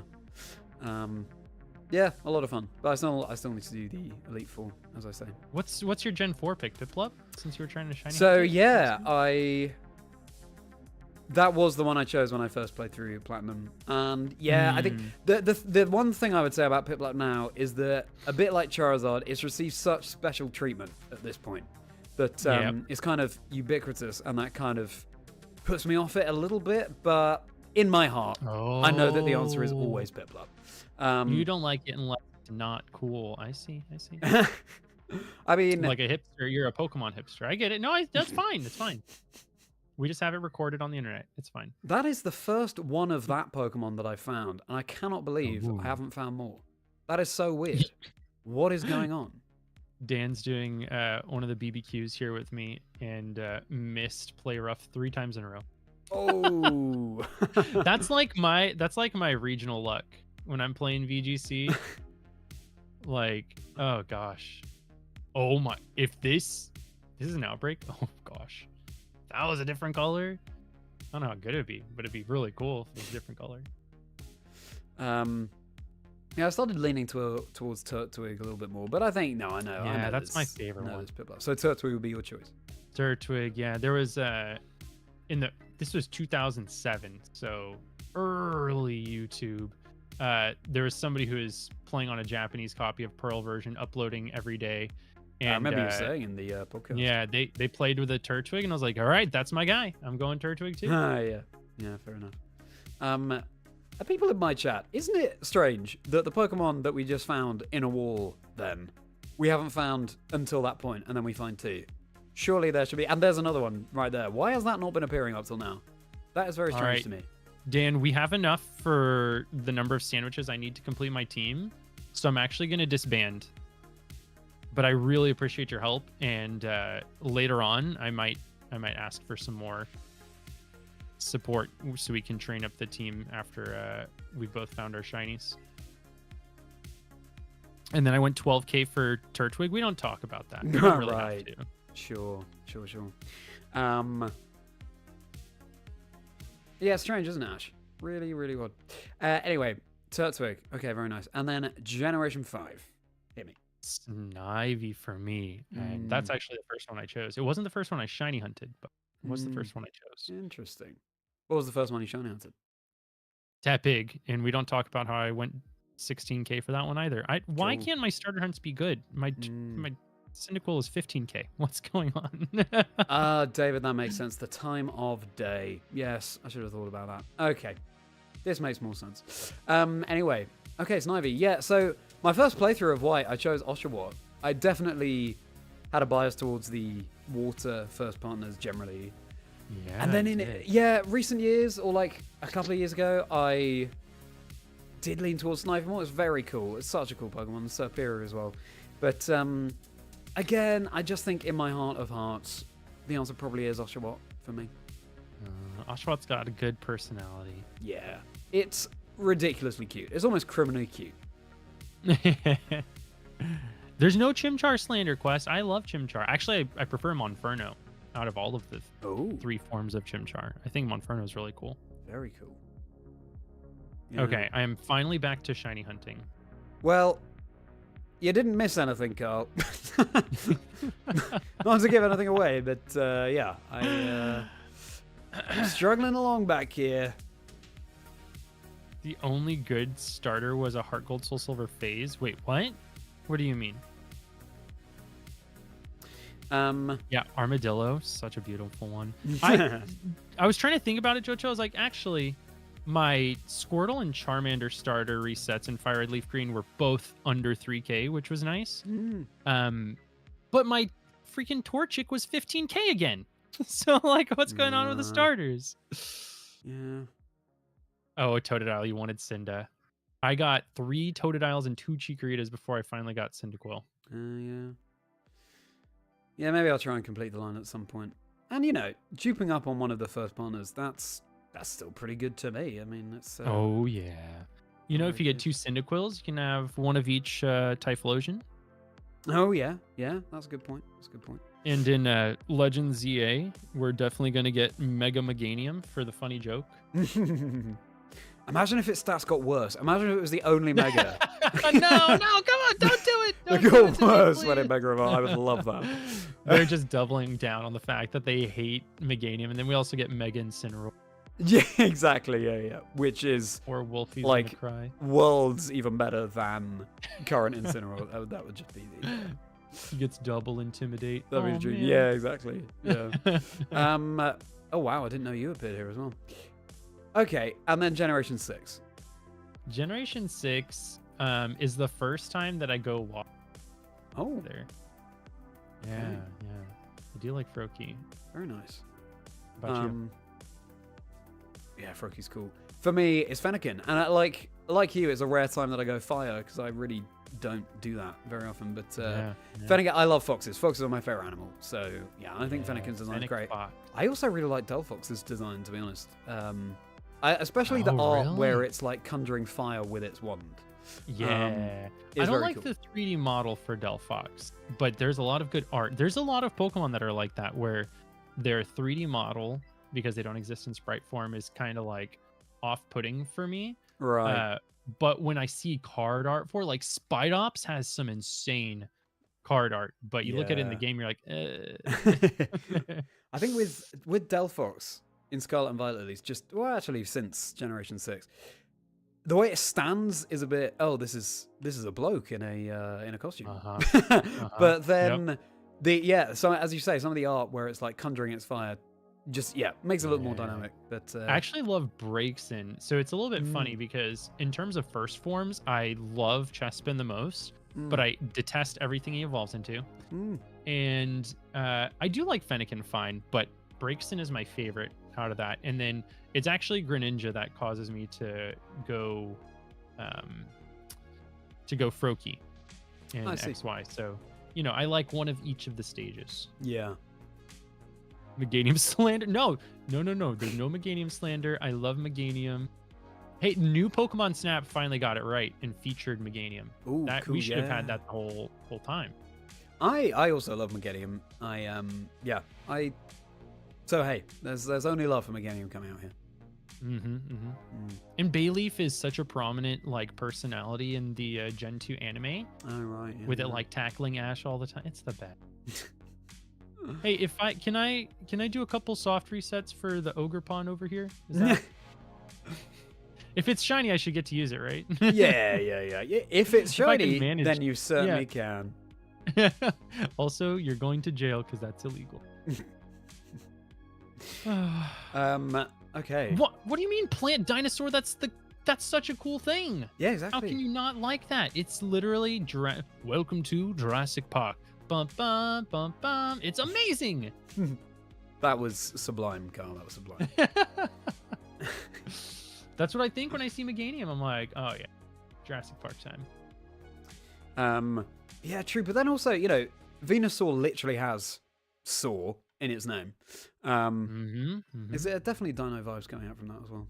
I do like the grass Pokemon tend to do that. They're just like reptilian or reptilian adjacent. Yeah. And I love that. Well, I gotta get out of here because if this guy shines, I'm in huge, massive trouble. Okay, we gotta go faster through this area. Well, it's that theory as well about you know, the fire first partners being based on the zodiac animals, and then water based on forms of artillery and weapons, and I don't know how much people are just bending things at this point to make things conform to that. It loosely works until we hit Gen 9. It's like somebody's like, All right, they're on to us. So, like, Maybe. quick, do a barrel roll. But then, I don't know. Well, I think people were likening Skeledirge to the to Snake, maybe, the Chinese Zodiac. But we have Superior. And then, what? Quaquavel is Jujutsu. And what? There's the Meowscarada. Yeah, it's not very dinosaur-y, is it? Yeah. I'm gonna say no, actually. Yeah. People might disagree. Maybe cats are dinosaurs. I don't know. Interesting theory, though. Fun while it lasted. Duck. Duck. Okay, so Generation 7, Carl. Generation 7, I am Rowlet diehard through and through fan. He's adorable, and then the nickname I gave to my Rowlet, because I knew that it evolved into Decidueye, or if you are highfalutin, Decadui. I nicknamed it Robin Hoot, and I fell in love with him because of the name I gave him. And his shiny is immaculate, black and definitely. green. Oh my goodness. Robin Hood. So Fantastic. not Litten. How about you? Even though Lytton was on your dream team on the podcast, just saying. Yeah, Just saying. it's true. It's for a different reason. Yeah, it's Rowlet for me as well. Again, I sort of water types generally what I tended to lean towards, but I do love an owl. Yeah, I think Generation 7 for me, and hello Ronnie, welcome. Very glad that you could pop in for a second. Very good to see you here. Generation 7 for me, I think I probably have the least firm ties to the first partners. Oh, you need a badge quest, buddy. That's how you fall in love. True, Gotta get you set up with that 3-minute soft reset for a starter. That sounds dreamy. Yep. Yeah, so I think eating my Rowlet hunt. Yeah, I think probably Rowlet for me as well. Yeah. Yeah, it's too good. He's so cute in the anime. Cute. He's adorable, just sleeping in the backpack all the time. It's just too good. Yeah. All right, Generation 8. Gen 8. You know, I want to say that it's difficult because I kind of like one of them, but it's not because he's good, but I am Grookey Gang. Like, big time Grookey Gang. Very nice. Very cool. And I would keep him Grookey forever if I could, but I did evolve him into the competitive beast that he is, Mr. Grassy Surge. Yeah. It's, what about you? That's fair enough. And Ronnie, yes, I have one shiny so far, or do I actually have more? Kyle seems to have at least two, but this was the shiny that I found. What? Why would you think that? And yeah, Kyle and I are keeping our fine secret from each other, but this was the shiny. And just, you know, a certain number of shinies more to go. And then we have a team. Generation 8 for me is Sobble. I'm a big fan of Inteleon. It's just I think the shiny's really cool as well. I think it's a cool idea for a Pokemon, the James Bond lizard. And here's a fact for you, Carl. Don't know if you've thought about this before. Sobble's dex number in Galar, 007. Is it really? I never even thought about that. Yeah.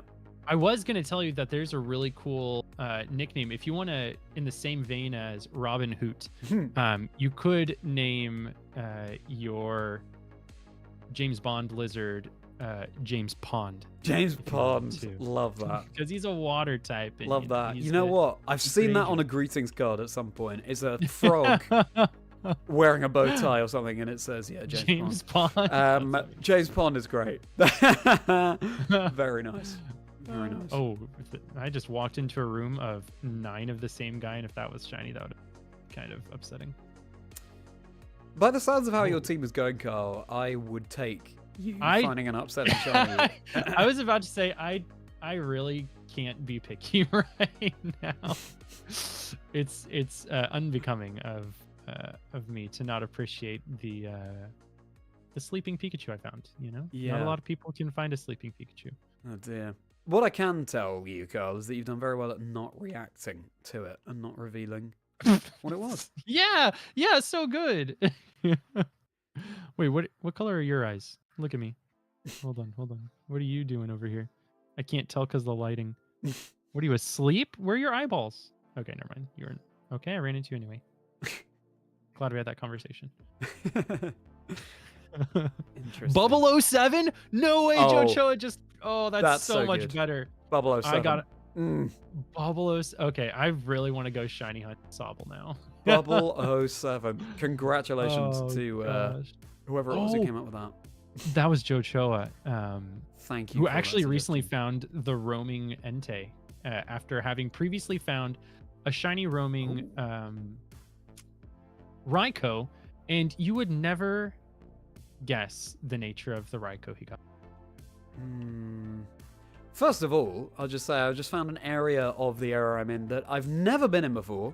There was a little buried TM in there. That was very cool. In terms of the nature of this Raikou, if I'll never guess, then I will say, I'm assuming it's going to be good. I will say, I'll say modest. Yeah, close. It's timid. He found the shiny roaming Raikou in Heart Gold and Soul Silver, and you know what? Let's just make it the best absolute nature it can have. Let's just make it timid. No problem. Wow. You might as well just retire at that point. Just never. I know you've definitely peaked. Yeah. The Entei was like Dochile. Oh, it had 0 speed IVs, but was timid. Oh wow, that's hilarious. It's like a monkey paw situation. That is like, oh, you want good speed stat? Yeah. Okay. That is brutal. Oh my goodness. And that's amazing. For roaming hunts, Carl, just to clear this up, because it's something I haven't been entirely clear on in the past. So you'd, for example, if it was Heart Gold Soul Silver, you'd have to save before setting them free in Equity. Yep. And you gotta then talk to Morty every reset. Right. Okay. Wow. Yep. There's I honestly should have recorded it to make it part of the video for whenever it does shine, but there's a pretty easy way to do this, and it's like you start your Heart Gold Soul Silver version. You can go get a Geodude really early on, either at the bottom of Route 45, which is accessible before Cherry Grove, or you can go into Dark Cave, where you find that 1% Dunsparce or otherwise Geodude and Zubat. You train up that Geodude until he's level 40, becomes a Graveler. Trade him over to a game, trade him back, and he's now a Golem. And Golem will learn Earthquake. And since Raikou and Entei are also level 40, you spray a Repel after you talk to Morty, and you run back and forth between Ecruteak City and the patch of grass below. And you just go back and forth, and it's a guarantee that the only Pokemon you'll encounter every time you're in the grass is either Raikou or Entei. Because they use Roar, which is negative speed priority. Your Golem, despite being a really slow guy, will always go first and KO both of them with Earthquake, since they're both weak to stab ground attacks. And once you knock out one, you just keep racing back and forth, and you find the other one. If neither were shiny, you reset and do it all again. See. And it's as simple as that. It's pretty cozy. Wow. So, but what you're saying is, what you implied there was that that patch of grass south of Ecruteak would be guaranteed to have Entei or Raikou in it, but you eventually, yeah. I see.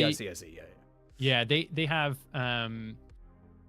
they spawn randomly after you encounter them, and every time you change areas, so between Ecruteak and the route south of there, every time you do that, they teleport randomly to another route. Yeah, and exactly. You just go until you accidentally end up on the same route as them. Yeah, no, I'm aware of that. It's just I don't know if there was something about this level 40 Golem that would force them to be on that route south of Ecruteak sort of thing, which would be Raikou and Entei notice a challenger their level and they are drawn to the area. Yeah. And they just, it's their battle prowess. They're proud Pokemon. But only Golem. Yeah. Yep. I see. Wow. Yeah. This guy has Golem before the 4th badge? No way. That would be a very Morty cool would stand no chance. He's got like a little 25 Gengar. And he just like, I don't know, rock throw. And he's got like 7 defense. Can't really do anything about that. Wow, I've been in this area for a long old time. A long old time. You have. I think you should probably hit the shiny frame. You know what? You blow my mind, Carl. I don't know why I didn't think of that. Thank you so much. Years of shiny hunting experience, you know. Yeah. Just trying to help out. It's People tell me all the time. They come into chat, like my mod Cove comes in all the time and says, "Find the shiny." I'm like, Yeah. oh, okay. And you know, one time that did work. Somebody came into chat and they said, "Find the shiny," and I said, "Okay." And I was in the middle of checking the extreme speed Dragon Den's Dratini in Heart Gold, and that's exactly what I did. Oh yeah. Said, "Find the shiny." Said, "Okay," and then it was shiny. Yeah. No, I have seen that very clip. That was one of the most exciting instances. Like I called it. You don't understand. Yeah. Wow. It's just Shrimple. Oh, thank you for saying Shrimple. That doesn't sound weird. In Scarlet Violet, does it still work via shiny frames?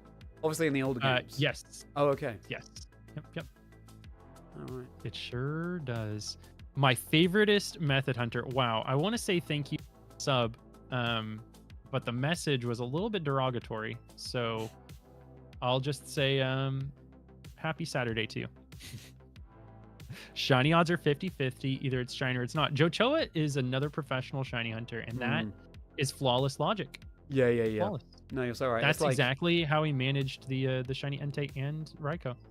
It's like how in any move that's not 100% accurate, 50% accurate. All of them, in my experience, are 50% accurate. Why don't you run Overheat? It's got better BP. Okay. Oh, well, I missed 3 overheats in a row last regional, so I'm never running Overheat again.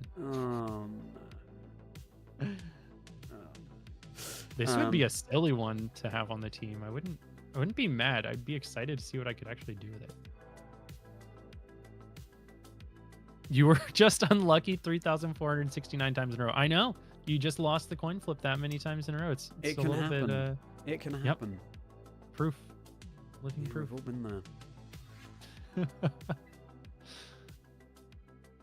We didn't do Generation 9. What's your Generation 9's first one? Oh, so I actually chose Fuecoco because I was watching like the little, there's like a little cut scene and you meet them and he's the only one that does something super silly. Like Quaxley like brushes back his hair, which is fine, and Sprigatito like licks its paws. You're like, yeah, it's a kitty. But Fuecoco, like, he finds an apple that he wants to eat and he sneezes and burns it to a crisp. Yeah. And I still remember like seeing that and be like, if I don't choose him, he's gonna starve to death. He can't even feed himself. I've got to choose him.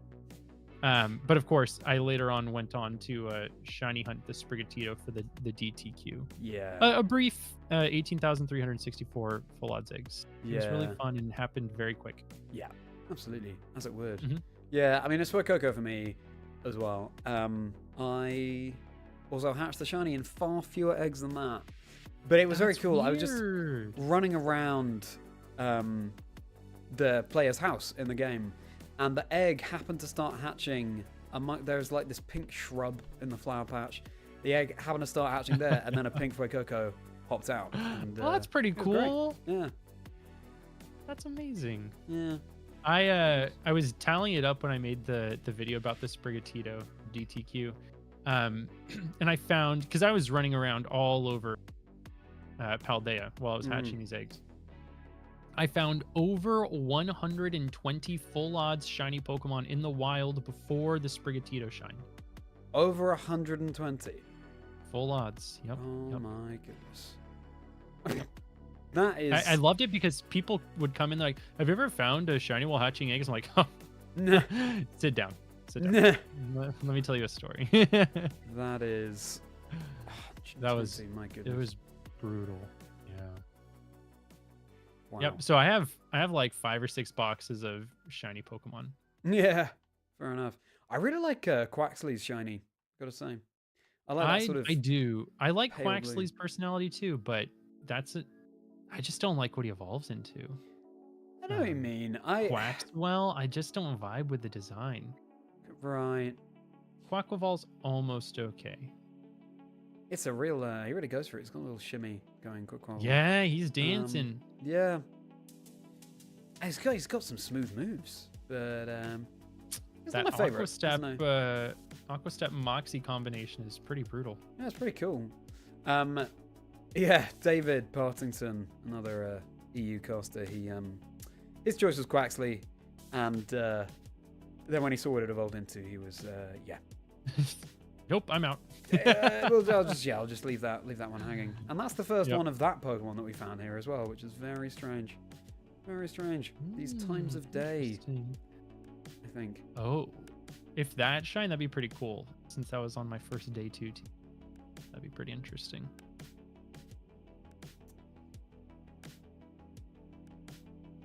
I've probably never spent so long in this place. I'm getting a little one bit time. nostalgic because when Scarlet Violet came out, this is all I was doing. Was I was just running. I wasn't hunting anything specific. Yeah. I was just like, whatever pops up is on the team. Nice. And then, of course, I went for 6 specific hunts. But I would just be like, you know what, today I just want to run around. That's cool. That's very nice. Yeah. With the Suicune that you're hunting, is that just a solo one and done? You find the Suicune and that's the hunt, or is that building towards another? Yeah, that's So when I started hunting Suicune, I had the Crystal Celebi, the Heart Gold Ho-Oh on my Shiny Badge Quest team, the Soul Silver Lugia, and I wanted to make a video that was just like, I hunted the shiny legendary Pokemon of Johto. Yeah. But the way I had it was every time something shined, I would just put something else in its spot because I liked the feel of hunting 4 DSs at once. So I would just like add in like other hunts that I intended to do. Like I was filling in with Regirock and Regice and now Registeel in White 2. Those all shined before Suicune also. And that's how the Giratina and the Azelf got on the layout. So I've been rotating in other legendary hunts that I wanted to do just because of like the ergonomics of doing the same hand motions is there. So Suicune is just a vestige of what was set out to be, and now it's evolved into like, yeah, I'm just hunting all of the shiny legendary Pokemon on the DS because Suicune is so stubborn. And I never double up. If I'm targeting something, I want it on the file that I started hunting it on. Oh, interesting. So a lot of full odds hunters will like hunt the same Pokemon on like 5 or 6 consoles just to like get it faster. But I'm attached to my save files. Yeah, fair enough. Fair enough. Yep. Yeah, very nice. And what a shiny it is as well. Yes. I'm looking forward to when it shines. There's I actually like, this is the first time I've been live early on a Saturday. It's not early for you, but for me, it was like 10:15 when we started, and I want to replicate the feeling I had playing Silver version as a kid, which was I'd wake up early on Saturdays to watch Kids WB had like Yu-Gi-Oh! And Jackie Chan Adventures, and of course Pokemon. I'd watch Digimon, all that fun stuff. But I'd have my Silver version going, and I would just, whatever rare spawn I still hadn't found. Like I remember spending several weeks looking for the 1% Chansey. I probably didn't play very long. But I want to replicate that. And in Heart Gold Soul Silver, there is a radio station that will tell you that there's an outbreak of a Pokemon that you can't normally find. For instance, like there can be an outbreak of Mawile in Heart Gold Soul Silver, which I adore Mawile. So I want to do with that Suicune file and eventually the Badge Quest files is just go live on a Saturday morning and have those 3 games, and whatever the outbreak is, or whatever this swarm is, we just hunt those 3 swarms for the day, and we Very do cool. that on nice. Saturday morning. So that's the main reason. I'm like, Suicune, you can hurry up now. 15K is good. That is, yeah, that sounds like a very nostalgic time. The very first encounter I had when doing this on this Heart Gold file that I'm doing the Shiny Bash quest in, I emphasized that it wasn't shiny, but the first encounter I had in the Dark Cave was the 1% Dunsparce. Crazy. That's crazy. Yeah. So somebody in chat over here was looking for shiny Zubat and phased on the 1% Sparse in Gen 2. Oh my goodness. Isn't that insane? That Swarm is- Saturdays, exactly, Bob. Swarm Saturday, that's You got very it. cool. Gremlin, good to see you. Sorry, I missed a couple people here. I'm so sorry. We're just on call with Charlie here and looking for some shiny Pokemon to duke it out with. We explained it here a little bit earlier, but good to see you guys. Welcome in. Danny, love to see you. I hope you're doing well, friend. Another epic full odds shiny hunter. Danny's found some really cool stuff lately. They famously went for how many phases for that 30% Corsola, was it, Danny? You literally won't believe this if you haven't heard this story already. Oh, wow. So in, I think it was Crystal version or Gold or Silver, a Gen 2 game, they were hunting down the shiny Corsola, which you can, of course, get with a Super Rod, which is post-game. So it's a pretty rare shiny hunt. Not very many people do it. And Corsola is a 30% encounter. I'm going to give you one guess, Charlie. How many phases do you think it took before Shining Danny found their beautiful shiny Corsola? 30%. 30% of the time, that's what you're encountering. I'm going to say, and I go with the percentage, I'm going to say 30. So you're actually not even halfway there. Oh. Danny found 66 Krabbies or Kinglers before they found the shiny Corsola. Wow. It's a legendary hunt and will go down in the annals of shiny hunter history. 66. Yep. I still remember waking up every morning to a tweet from Danny, and it would just be, I got another Kingler, a 10% Kingler. Why did I get... Oh! Yeah. So... I think you and I just had a similar moment there, Carl, where we... Wait, don't go! No, don't fall off the cliff. What are you doing? Oh dear. Where are you going? Oh dear. Where, don't do this. You have so much to live for. You're so beautiful. No. All the way down the cliff. I fell with him. It's okay. Wow. That is, another sleeping Pikachu. You just don't see them like this very often. Yeah, you know? It's amazing. Kyle, I'm getting the impression that you've started your own sub-quest of... Actually, you're not fighting shinies, you're just looking for sleeping Pikachu. Yes. Yup. That's what happened. Wow. I'm having a really hard time not saying more because... Yeah. Oh. Okay. So am I. Yeah. I'm in the middle of doing something right now. Look it. That's all I can say, really. It's just so cute. I'm gonna die. This is so cute. If nothing else, I've met a lot of cool friends along the way, even if I'm not finding any shiny on at all. Yep. How's it going, MCT? Are you looking at this nothing? It's absolutely nothing. Do I have a moon ball? I don't have a moon ball. Well, this is a friend. Maybe a friend ball for this regular sleeping Pokemon. Very intriguing. Wow. Very intriguing. Yeah, I like you. I remember those getting that call when you're playing original Gold or Silver, and there's an outbreak of Quillfish or an outbreak of Remoraid. Yes, or whatever. And Remoraid's another cool one. So good. In fact, this is an interesting one. This is something I've been thinking about a lot. I was doing a playthrough of Soul Silver in during lockdown, and I was on that route where Remoraid can appear. I was fishing, I was doing a monotype water quest, and Remoraid Auxiliary was on my ideal team, and I was fishing and fishing and fishing and fishing, but I just couldn't find it.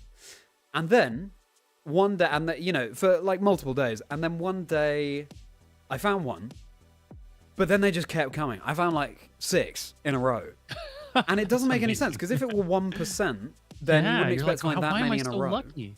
I don't know. I legitimately, it got to a point where I thought, okay, well maybe this Pokemon actually cannot appear unless you get a swarm. So I don't know really what was going on there. Maybe I was just very unlucky and then incredibly lucky on that one morning. I don't know.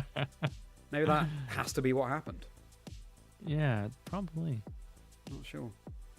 Oh, Batflies, I'm so sorry to hear about your chili. That's the saddest story I've ever heard. Got you, Danny. No, I was just telling the story of how you got so incredibly lucky with all those crabs, and how much I missed waking up to seeing tweets that were like, I got another 10% Kingler. Oh boy. Oh, goodness. Krabby and Kingler hold a special place in my heart because a friend of mine many years ago, we challenged ourselves to name all 151 Pokemon on a quiz online. Something that I reckon I could do pretty comfortably now in the time limit. Oh, but 100%. back then, we were just stumps. And of course, the 2 we forgot were Krabby and Kingler. So now, now you'll never forget them. Yeah, any card that we give to each other for a birthday or whatever is signed off with P.S. Krabby and Kingler. But also, we then tried to name every single Disney animation. We were younger. It was a sleepover. That's the kind of thing you do on a sleepover, right? And so we tried to name every single one. And we literally stayed up all night. And gosh, there's so many things like the Black Cauldron and Fantasia that people don't think about. We stayed up all night and tried to name them all. And we were pretty confident that we did. And then I was dropped home the next day. And my brother opens the door, greets us, and we told him what we've been doing. And he was like, oh, did you remember Treasure Planet? And our faces just fell. It was possibly the only one that we've got. Maybe there Wait, is Treasure Planet Disney? Yeah, that the cartoon, the one, that is Disney, I think. It's on Disney Plus. What, isn't there a movie akin? Oh, not Treasure Planet. I'm thinking of. There's one that's akin to it, and people are like, it's actually not Disney. Maybe it'll come to me. I haven't watched Treasure Planet since it was in theaters, actually. Oh, really? Yep. Okay, I have to go back here. Titan AE. I forgot that's even a thing. Oh my gosh. You almost hit odds during your Alolan Vulpix. Best of luck. Hope it goes fast or reversed. And Jocho, are you going for Latios and Latios next to each other? Those are some pretty fun roamer hunts in Gen 4. Mostly people do the Gen 3 ones. The first ones you think of. So many cool hunts to try. So I want to do the Heart Gold Soul Silver Groudon Kyogre Rayquaza. Oh yes, that's a good one. We had somebody in chat who is going for those, and they had just abysmal luck on the Groudon. You're gonna do that for Roamer Week next year? Nice. I think for Roamer Week, I'll of course be doing Raikou and Entei if I'm still hunting them at that point. But I want to get the silver version roaming Suicune, because of course Suicune doesn't roam in Heart Gold, Soul Silver, or Crystal. But also the sprites are different in Gold and Silver compared to Crystal, especially Raikou. If you haven't looked at Raikou's Gold Silver sprite, it is goofy. It's a completely different design. It's wild that it had such a glow up. Love that way of putting it. I might have been going for one of the Apricorn balls for a particular capture. You found another sleeping Pikachu like me? Yeah, exactly. Yeah. That's those so Pikachu. cool. Yeah, no, you got to catch them all. Yeah, exactly. I miss that tagline. I miss gotta catch 'em all being on the bottom of the Pokemon emblem on games. They're like, well, you exactly. can't actually catch them all, so we can't legally put that on the box anymore. Yeah. Okay. When is Roma Week? Romer Week, correct me if I'm wrong, Jojo, isn't it February normally? Raikou looks a derp in gold silver. That was like my first ever jump scare. Okay, so it was in February, yeah. I was actually in the grass that you can access. It's like South Route 45, but you can access it before Cherry Grove. And I was over there looking for. Oh, I had come from Blackthorn. That's what it was. I'd come from Blackthorn and just jumped down all the way to the ledges because I wasn't sure where that path led, and ended up at what are you? There's no way you're actually. Ended up in that grass, and I had never been there, so I didn't know what to expect, and Raikou popped up. And I freaked out because I was 9, 10. I had no clue what was going on. And I was like, I've never seen this Pokemon before. And I attacked it to weaken it, and it ran away immediately. And I was like, what? So I kept running back and forth in that specific patch of grass, thinking it would come back, not knowing that it was long gone and on another route. Yeah. So I have fond memories of the Derp Raikou because it's the first time I saw him. Yeah. That was my first roamer experience. You're definitely right, Ash. Yeah, Raikou does look so different in Silver. I had a similar experience to you, I think, Carl. When I first... I think the first roaming legendary I found in Gen 2 was Entei, but I was playing Silver, and then I was just playing my friend's copy of Crystal. And in Crystal, unlike Gold and Silver, they have their own theme when they appear. They and do. Yep. It kind of freaked me out, actually. Suddenly, it was the route south of Violet City on the way to the Union Cave. And... all of a sudden the music's different. I'm like, what's going on? Have I broken the game? What is this? And then I think it was Entei that appeared then as well. And that really sticks in the mind. But you can tell as soon as suddenly this Pokemon is like 10 times bigger than every single other Pokemon that appears elsewhere in the route. You're in for something special. God, I remember so many mornings spent just trying to hunt those beasts down, and then finding it for one split second, able to weaken it a tiny bit, and then it runs away again, and then and you're like, okay, gotta look for it again. Yeah, exactly. And I remember thinking when I was younger, I was so clever because I thought, the move Mean Look exists, and so I got a Golbat. Haunter is what I did. Right, I got a Golbat that had Mean Look, but I was just so excited to encounter these Pokemon. But I entirely forgot about how some Pokemon are faster than others. So I run into whichever legendary beast it was, and I'm like, okay, got you. I click Mean Look, and it just instantly flees. And I'm like, this Golbat has to be like, not level 20, but probably more than level 40. Oh, dear. That was the best. Yep. I remember doing the same thing, getting into the battle with Haunter. Haunter was like level 35 or 40, and I was like, yeah, this is good enough. It's like considering the speed stats and everything, and still not fast enough. So I remember like begging my mom to take me to my friend Corey's house so I could trade him the Haunter so it would evolve into Gengar and then trade back so it'd be fast enough. So I had the strat down. I didn't have the means. That's more you were thinking further ahead than I was. So yeah, I mean that's good for you. Yeah, you used your Master Ball on your Silver Raikou, Ash. Yeah. Actually, apparently the official pronunciation is Raikou. Raikou. But yeah, well, entirely understandable. Ash.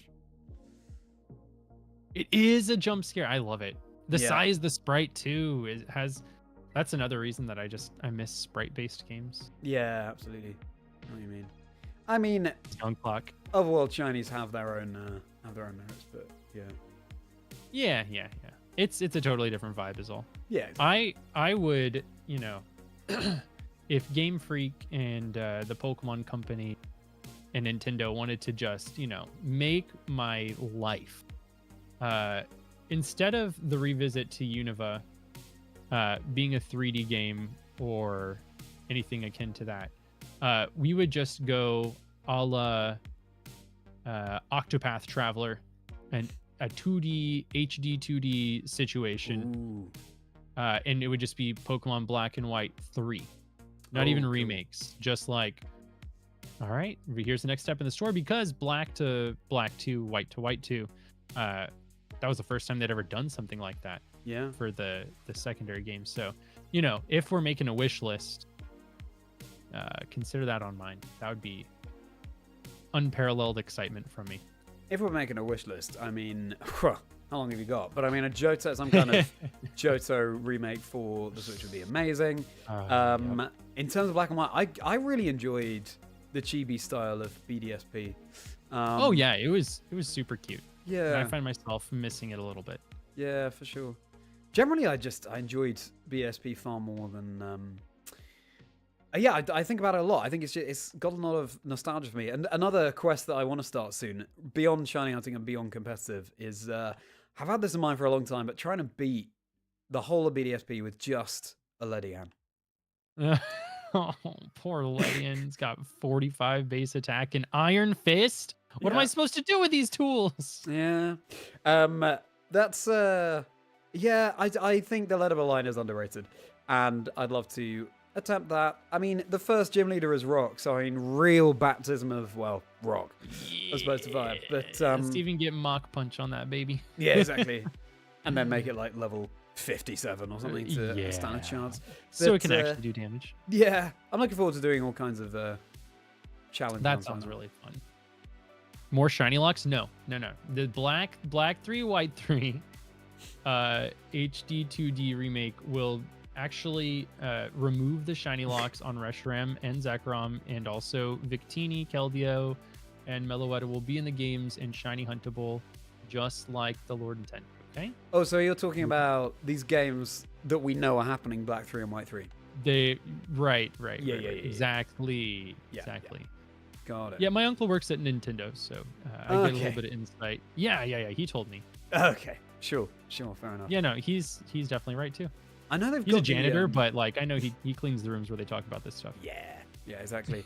I know that we've got the Dragon Quest HD 2D remake. Oh yeah, I pre-ordered that. I'm did excited. You? See, I've never played Dragon Quest, but it seems like exactly the kind of vibe I would want out of a game. Yeah. You know, your appreciation for Pokemon and Golden Sun, I think that marries perfectly into. That's exactly what I was thinking. So maybe I will give that a go. What? I wasn't even near. I encountered a Pokemon on the other side of the tree, and I can't even see what it is. Okay. That's happening to me more and more, I gotta say. I just, my player character will just stop. And suddenly I'll be in a battle with a Pokemon I haven't seen yet. Okay, Lolly. I don't know. If they were to give the remakes or Black 3, White 3 games to another company like they did with Ilka and BDSP, notice in BDSP, there were no shiny locks. Other than like the gift Pokemon had predetermined stats. But you could still get shiny Starlead, which is a quintessential shiny hunter experience. You could still hunt the Arceus and the Darkrai and the Shaman, which people are still doing those hunts to this day. So I don't... No shiny locks, all right? That's the end of the story. No more. I started shiny hunting Arceus in BDSP. That's a cool one. I got to odds, and then I haven't really picked it back up since. Maybe I got to just over odds. But yeah, at some point, yeah. I mean, it's got to be done. You've got to have the shiny. Oh, for sure. Gold Pokemon. So yeah, I'll resume at some point. And then Darkrai, I'd love to shiny hunt as well. Oh yeah, I started with Shaman, but I will definitely do it. Yeah, I didn't shiny hunt Shaman. I guess I'm just less attached to that Pokemon. But Shaman, it's just a cute little hedgehog, and then when you give it the Gracidia flower and it changes to that sky form, it's like a Sonic the Hedgehog character. I love it. Good. Wait until Black 3 and White 3 with Blueberry Academy characters in Unova after graduation. Ideas from Ash here. That's very cool. Yeah. Would love that. Yeah, it'll be interesting to see how Blueberry agree, Lolly feeds into whatever happens next. Yeah, with, a lot of Pokemon people are Black like, and White. "Hey, this is your Unova Yeah. experience." I'm like, "No, that's that's not okay. We're not going to pass this off as the Unova revisit experience. There's no way." It's interesting though to think about, you know, how far do they go with the remakes? Because after Gen 5, would they really remake Generation 6? I mean, it feels like enough years wouldn't have passed. And we're going back to Kalos. I don't know. See, my thing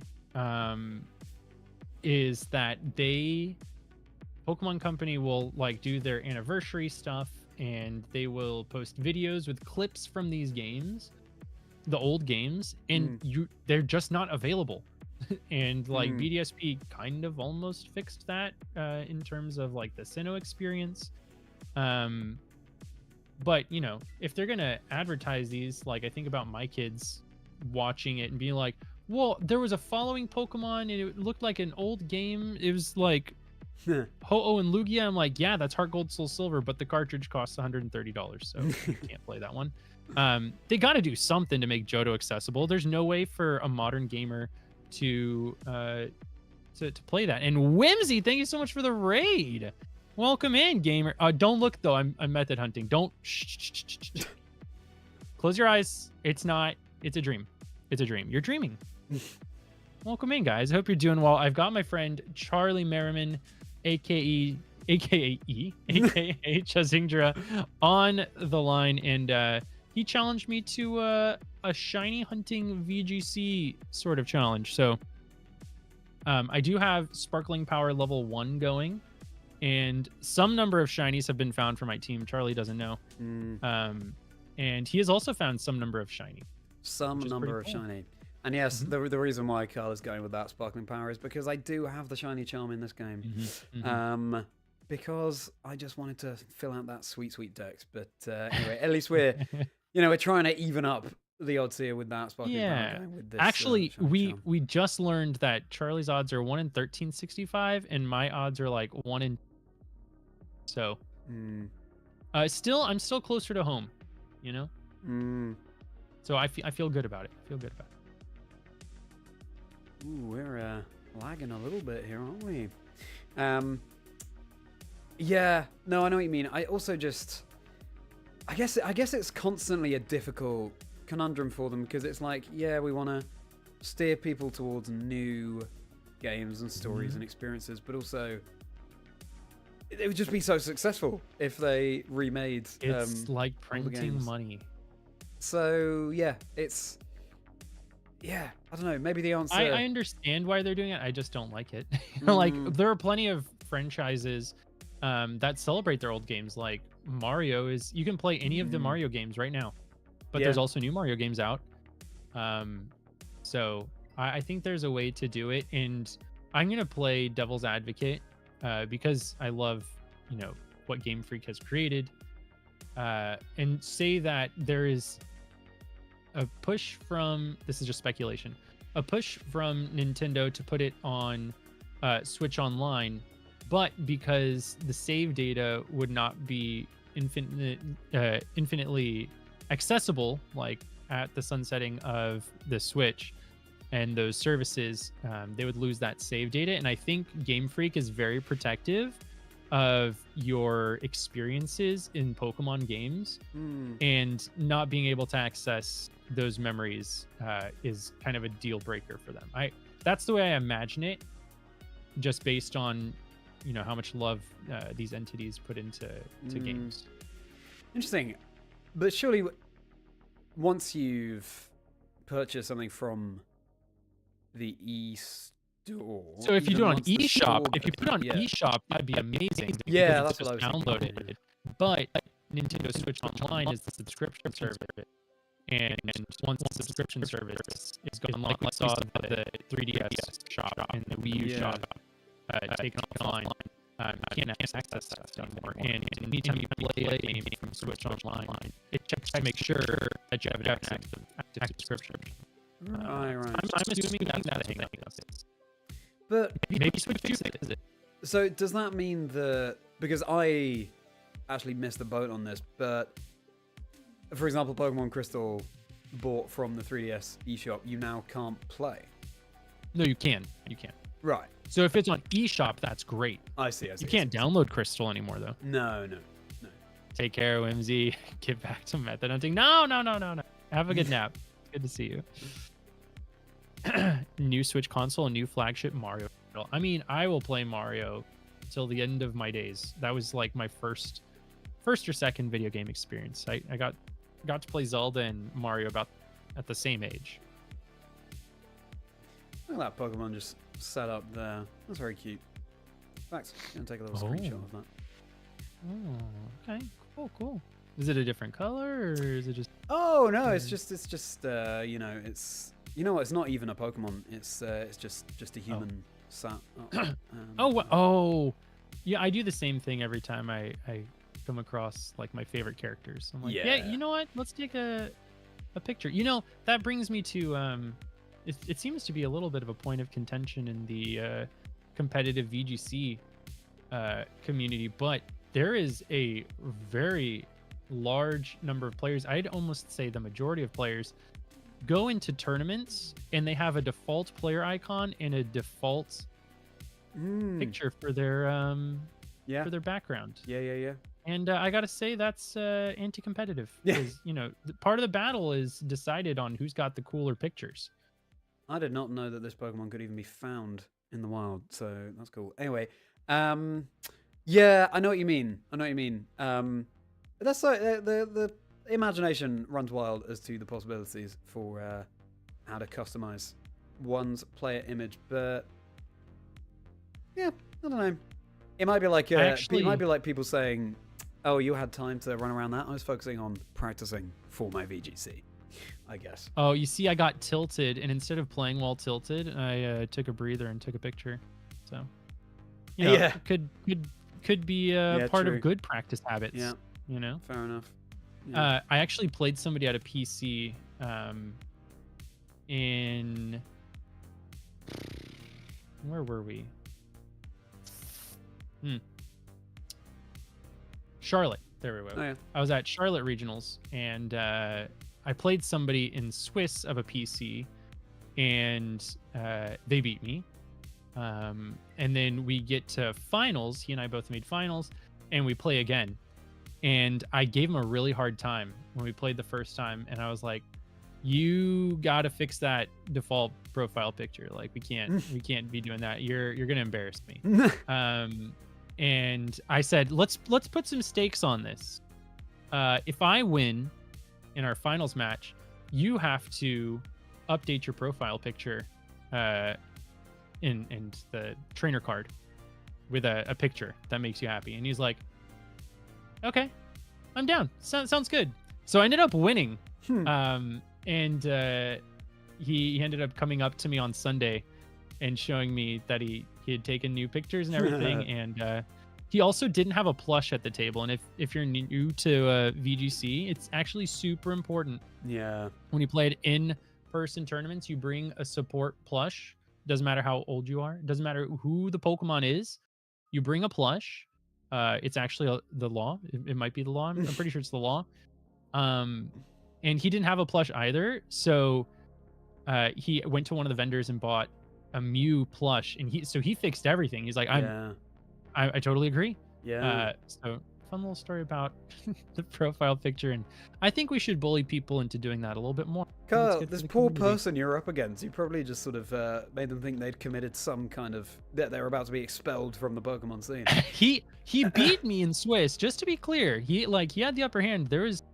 He had no even if it was a lucky crit from an Ursaluna, but whatever. Like, neither here nor there. No, it's we've got to make these especially the plush thing. I think we've got to change that. I need to change my in-game picture, actually, my trainer card. I update mine before every tournament. I shiny hunt something the night before, and I take a new trainer. It's very nice. That's my process. What's my trainer card? I'll show it off. I don't want to waste any time on the meal, but I'll show you what my trainer card was for. This is actually what it was for Indy when I took Regieleki and Ice Rider Calyrex to day 2 and got my butt whooped on day 2. That's very cool. Mine is still on Scarlet. It's still me in like a raw pose with Roaring Moon, Shiny Roaring Moon. Oh, yeah. By me. My favorite Gen 9 Pokemon. And hello, Wormseye. Welcome in. Thank you very much for being here. It's we got some Chinese. Some number. Kyle and I are keeping it secret from each other, but here is what we found. Wormseye. And I hope your Saturday is going very well. We don't have any marks. Don't have any marks. I don't have any marks either. Yeah. We'll see. Marks yet. I do have a mark charm. I do have a mark charm. Okay. That is one of the charms I'm okay with. I see. So you're just a massive hypocrite. Interesting. Okay. Whoa! Yeah. I'm a full odds shiny hunter, not a full odds mark hunter. I'm sure in 5 years those guys will emerge. Oh yeah, for sure. Marks are pretty cool. But yeah, that's how things are going, Wormseye. And how's your weekend going? Oh yeah, using co-op to take cool trainer card pictures. That's ooh. Oh yeah, that's a really cool idea. This is a Pokemon of all time. Okay. So Carl's just encountered a Pokemon, which is pretty shocking. Actually. Just a standard regular Pokemon. Yeah. Okay. Wait, I want to take a picture of you. What are you doing? Based on your reactions, it seems like even though I have the better odds, you're having more luck. It seems. Weird. Yeah. Weird. I know, Lolly. That's exactly what I'm thinking. The team will be not traditional. Sure. With this edition. I'd expect nothing less. I'm pretty excited about this. What kind of Pokeball does this go in? This regular... actually a Raichu this time, not even a Pikachu. Oh, wow. Breaking my tradition, catching a Raichu. Hey. Yep. Hey, that's very exciting. Very nice. I've got to have a good Pokeball for this. Maybe... Ooh. Okay. I'm down for this one. It's my last one that's better catch. Yeah, I used my last Oh, two yeah. of an Acro Ball on a Pokemon and it did not catch. So. Oof. MCT, I don't know what to tell you. I'm just really good at finding cute Pokemon. Maybe this one will be marked. What do you think, MCT? Is this one marked? I reckon it's got a sleepy mark. Ooh, I would be so happy if it was sleepy. That's such a... Oh, it's... I don't even have to use a mint on this one.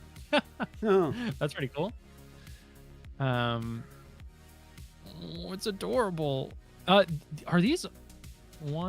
two of these are new shinies for this file, though.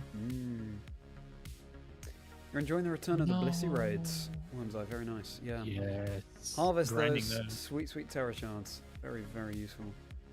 All right. I guess we'll move over here. Yep, no mark. No mark. No mark. Surely one will be marked. Surely. I like the idea that someone in either of our streams right now isn't aware of marks in Pokemon, and so they just think that a mark charm increases your likelihood of running into people called Mark. Right. Yeah. Oh, hi, Mark. Yeah, exactly. Okay, so this is where the fun begins. To quote Anakin Skywalker. I saved the best for this particular time in the challenge. I was going to say, you making it sound like you had found all your shinies then, or 5 of them. That'd be so weird. That'd be so crazy. Because my odds aren't as good as yours. I know. It's really, really weird. Yeah, that'd be strange. That I'm gonna take a step further. That would be bizarre. Yeah. It's it'd be interesting to see what the timing is like. If one of us has to go on for like a week longer than the other, that's with shiny charm rods, I'd be like, Charlie, please just knock out some hordes. I don't care. Yeah, exactly. Yeah. You set up a trainer card where it looked like you were being chased by Blood Moon Ursaluna. I was like, nice. Ooh, nice. I like that.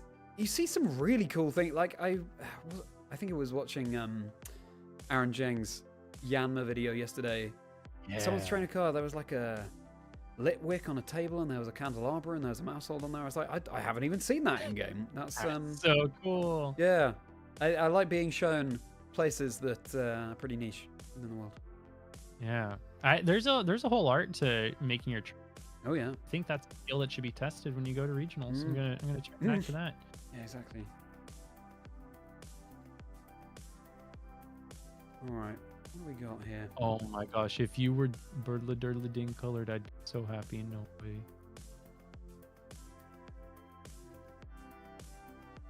I'd be very happy if this Pokemon were Birdla Durdla Ding.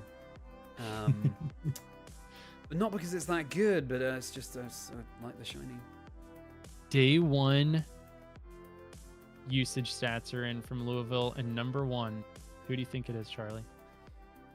I'm gonna say Sneasler. Yeah, it is Sneasler. Is it? Yep.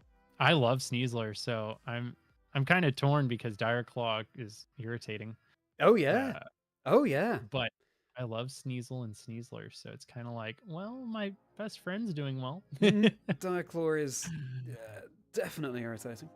Oh, is that? No, that's not even the Pokemon I thought it was. Oh wow. Okay. Sneasler. Okay. How else is the top 12 looking? Oh, do you have the rest of the numbers, Joe? You wanna share? I think Charlie and I would both be interested in them. Sneasler number 1. That is kind of crazy. See Sneasler there instead of a Pokemon that slots more easily onto any kind of team, like an Incineroar or a Rillaboom. Yeah. You know, for the team that I mentioned, I went like 16-3 on the ladder with the other day. I put Farigiraf on the team. It filled the role I needed the last member to fill. Yeah. It's not necessarily super popular right now, which I think is good to consider. And I was trying to figure out what psychic move I wanted on it. You normally choose like Psyshock or you choose Psychic. But because the prevalence of Sneasler, I actually went with Twin Beam because it breaks the sash and then KOs through it. And the number of times that they led with Sneasler, I got to go Terra Steel, so I couldn't get Dire Clawed, and then just knocked him out with a nice Twin Beam. That was satisfying. That's very cool. How's it going, Dean? Welcome in. Okay, here we go. Rillaboom number 2. Okay. Golden Go number 3. This makes sense so far. Primarina number 4. I love Primarina. That's the fairies are eating good. King Gambit 5. Okay, the king is back. And then number 6 is everybody's favorite, Amoonguss. Oh, okay. Okay. Yeah, Primarina has been pretty steady at around 4th in terms of usage. Yeah. I'm glad it's hanging on because I just, especially in Sword and Shield, I used Primarina so much. Really? And I like using the Calm Mindset now. Okay. Calm Mind, yeah. Oh, Primarina, sometimes there are quite a few teams I feel like where you suddenly find yourself with no answer. Yeah. If they've got Primarina in a late game, it's like, okay, well, this is where they win because I now cannot do anything to this Primarina. Yep. Instant, Garchomp, Archaludon, Dragapult, Dragonite. Dragonite's up there, and then Pelipper. Dragonite, okay. Wow. Yeah, I didn't expect you're right, Wormsite. It seems like Incineroar has dropped off a bit of a cliff here. And yeah, sandwich making also definitely a skill. Learning not to put the bread on top, that's what we love to see. I do love that, is his name Crispin? The fire guy in Blueberry Academy? Yeah, I think it is Crispin. He's like, oh, you decided to leave the top bun off. That must be a specialty of Paldea. Yeah. And I think that's hilarious that they recognized that we're cheating.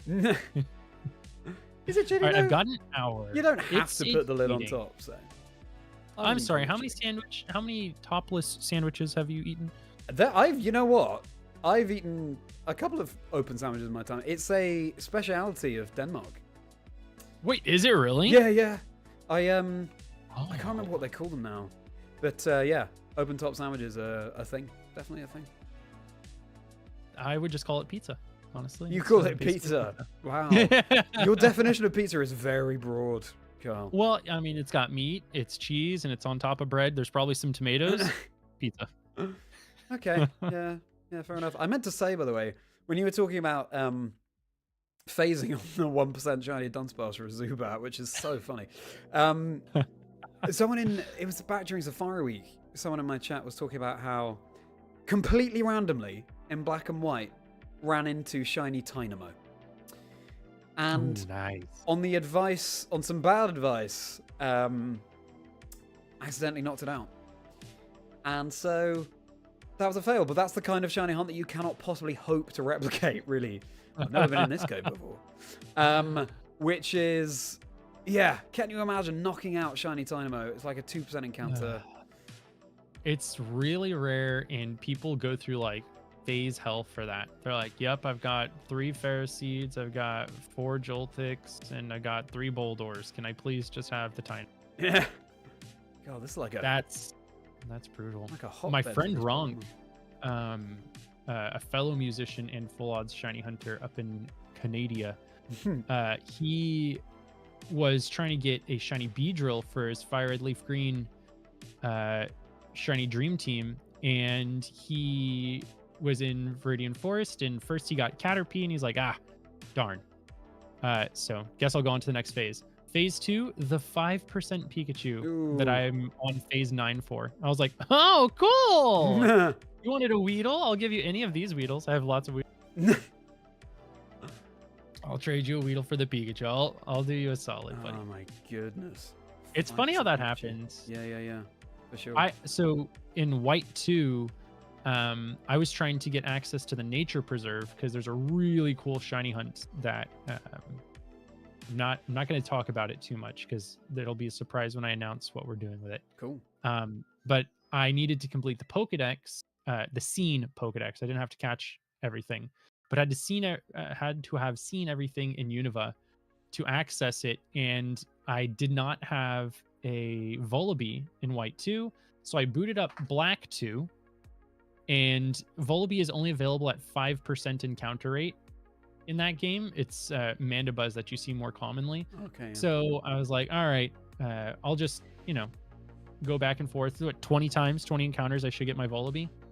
I go for like an hour and a half, cannot find a Volibee, and it's bedtime. Go to sleep, wake up in the morning, and while I'm eating breakfast, I start doing encounters. The third encounter is Volibee, but not only is it the 5% Volibee, it is a shiny 1 in 8,192 5% Volibee. Oh my goodness. And I just wanted one for the Dex, and I was of course not recording because I was just catching a guy for the Pokedex. I'm like, 5%.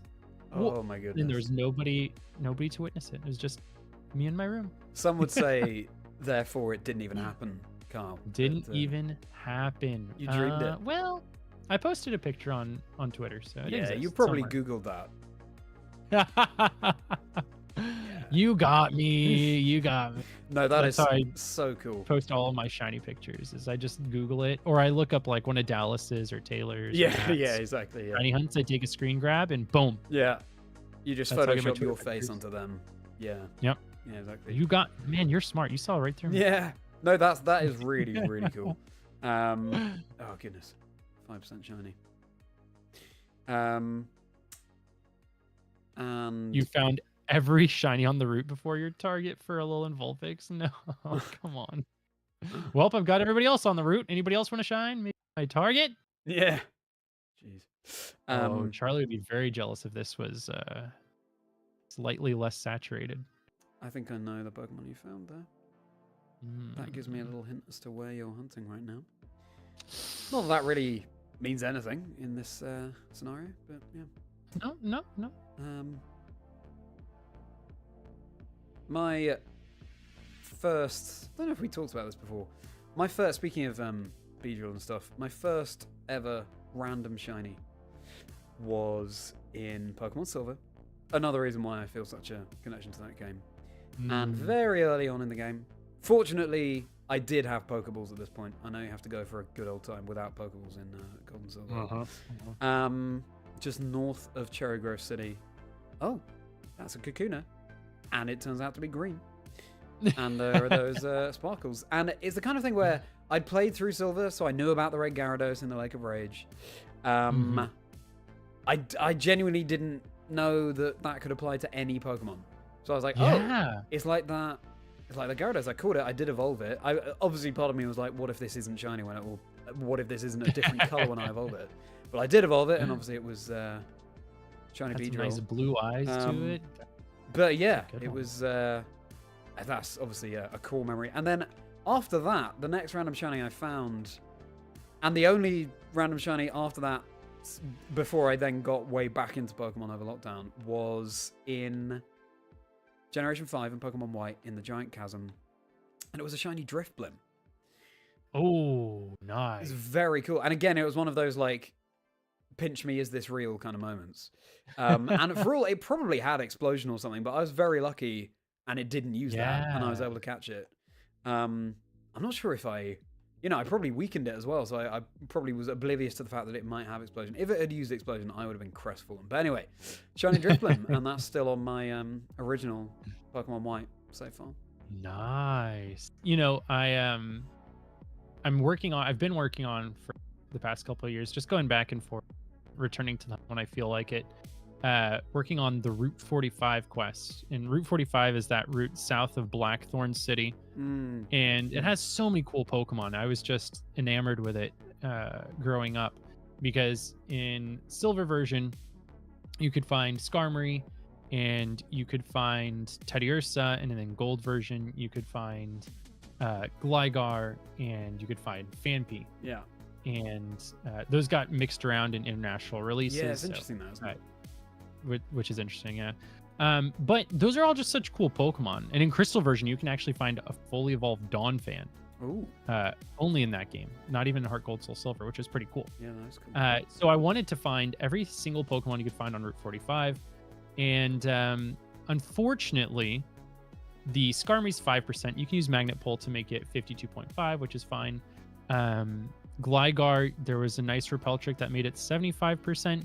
But even when you're using these repel tricks, and you can't repel trick for the Teddiursa or Phanpy, the rest of the spawn pool is Geodude and Graveler. Yeah.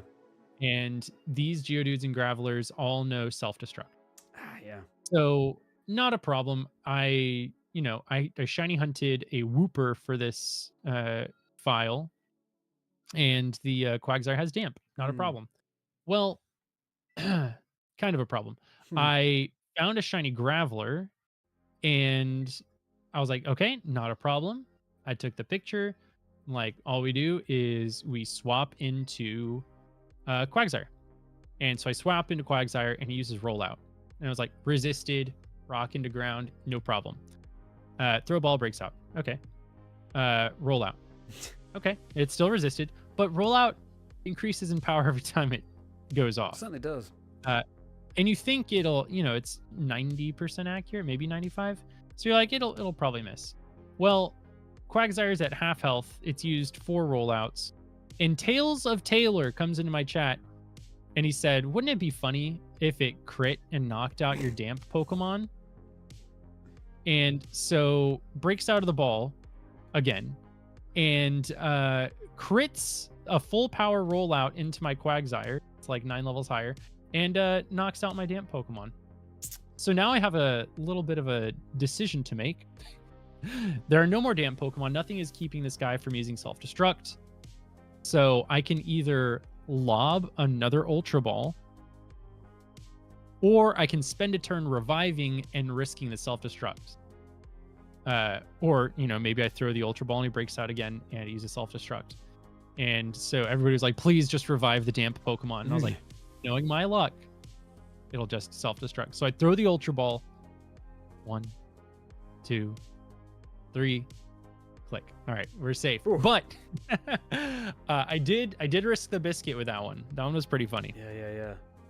But I was like, I'm gonna find so many Gravelers on this quest. It doesn't matter. But yeah. Wow, that was quite. Taylor prophesied it, and that was what hurt. I was like, you could have said anything else, buddy. Yeah. That was quite a thrilling tale. Thank you for enthralling us with that. Tales of Taylor. Ha! Yeah, true. Well, I'm glad that you caught it. Yeah, I'd love to find. It'd be so cool to find Skarmory on that route, shiny Skarmory on that route in original silver. Obviously, there's no magnet pull that you can do that, but no, you can repel trick it, but it is encounters in Generation 2 are already glacially slow. Yeah. And if you repel trick it, it's 5% of the time. Oof. You're gonna be there a while. Yeah, I remember trying to do a repel trick for Baltoy in the desert in Pokemon Sapphire, and oh my goodness, that is something else. You would go like 10 minutes with no encounter.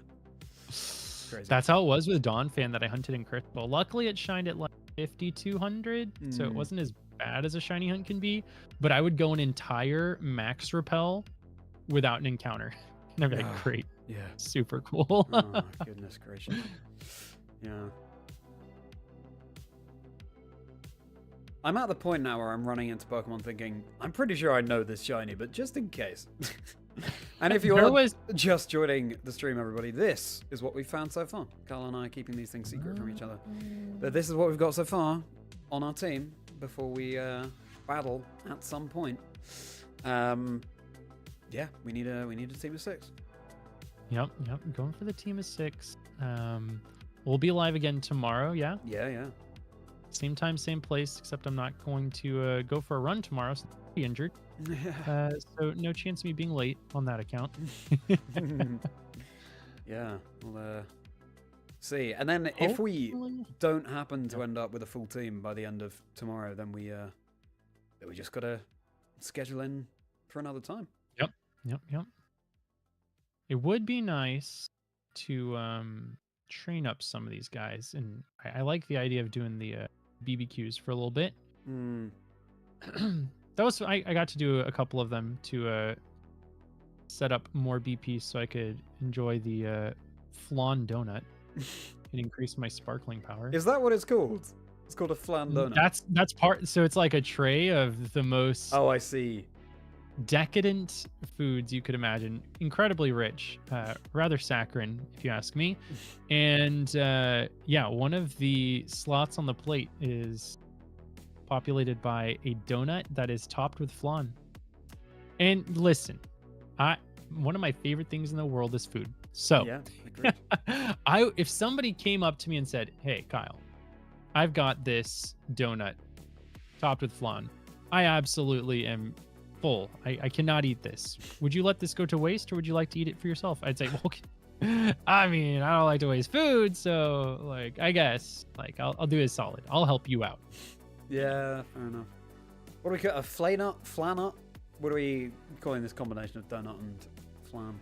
Oh, kind of like a Donphan. It's Doflan. Oh, nice. Very good. Very good. It sounds like something I might have called Donphan. Yeah. You know, in my early days, I mixed up letters in moves. Yeah. Like I used to call psychic physic. Did you? Oh, interesting. Yeah, it's interesting how you mentioned that. A friend I played Pokemon with when we were much younger, Never Melt Ice, he read as Never Melitus, which sounds quite cool. Oh, that sounds pretty cool. Never though. Melitus. Yeah. But yeah, it's not that. And then there was something else. He he would do that for a couple of For me, it was facade. Never heard that word in my entire life. Yeah. And that was facade. Facade. Fuckaday. I had no context. So I was like, okay, I'm just a 12-year-old sitting in my room, and Norman's slaking that I paralyzed thinking I could outspeed it has now hit me with a truck-powered facade. Oh my goodness. Oh, the lighting made that guy look shiny for a second, but a shiny palette that does not belong to him. I was like, well, what's going on with your colors? That's not what your shiny looks like. Found the ultra rare shiny. Oh my god. Ultra shiny, no way. Could you imagine? You know, they're like, listen, we heard you guys. Overworld shinies are a little bit, the quantity of them is a little bit saturated to what the old heads are used to. So, introducing the ultra shiny, 1 in 8,192 odds. Yeah. How about it? I could definitely, to be honest, I could see them making the odds even worse, given that you can see them in the overworld. I could see them making like 1 in 16,000 or something. But I could see that happening. I gotta say, I wouldn't even be upset. I'd be like, yes, we're back. Yeah, exactly. Yeah. And it's just coded in that no sandwiches or outbreaks or anything will apply to it. It's just always going to be 1 in 16,000 or whatever. I can see it happening. Yep. And then, if you want your shiny, you got to go play Pokemon Go. Yeah. Yeah, for sure. I did get my Zamazenta and my Zacian from raids. Yeah, so I begrudgingly. see. I would have rather done soft resets in Sword and Shield, but alas. I'm not really on Pokemon Go. In the Malmo regionals last year, but 2 seasons ago, it was Fennekin Community Day, and as I said, I love that Pokemon, so I booted Pokemon Go back up for the first time in years. Probably a couple of years, actually, because I got back into it over lockdown. But the third Fennekin I encountered was shiny, and I haven't touched Pokemon Go since. So I was at a regional for that community day too. It was Hartford, Connecticut regionals. Okay. Yeah. Hartford. Yeah. Obviously, hang out with the go-casters on some of the events. Yeah. It gets you enticed, and obviously you learn a little bit more about TCG each time as well. But yeah, I haven't. Currently, I'm thinking I've got to draw the line somewhere. And yeah, for me, the line stops at VG. I haven't even tried Pokemon Unite. I can't tell. I'm going to save. I think that might be. Oh. Generally, I just go for a run and turn on Pokemon Go. Are you? I can't tell. I'm going to be honest. I knew it. Listen, an average shiny hunter probably would have walked by this guy. But I noticed that straight away, in the words of my friend Steve Sonics. Oh, wow. Okay. There's cars on the ball. There are definitely some very tiny shinies that I may well have entirely missed. But that's just how things Did anybody else notice that? God tier shiny hunter. I mean, I almost swam right by that guy. I generally take my my Pokemon Go for my daily run. That's about it. Oh, okay. I'll play some community day with friends. Sure.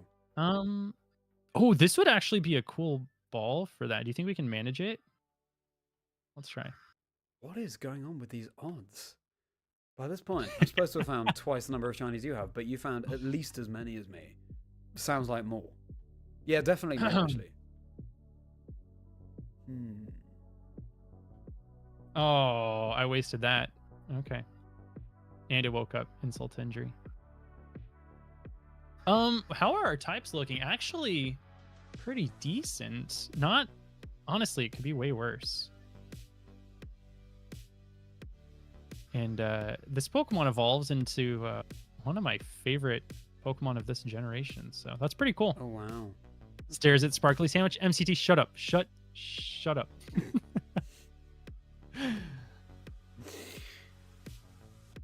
This is about what I imagine shiny hunting is like for the average.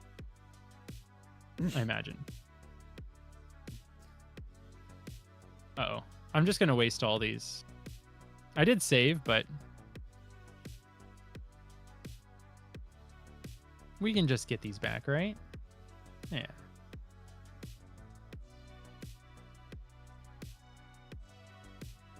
Okay.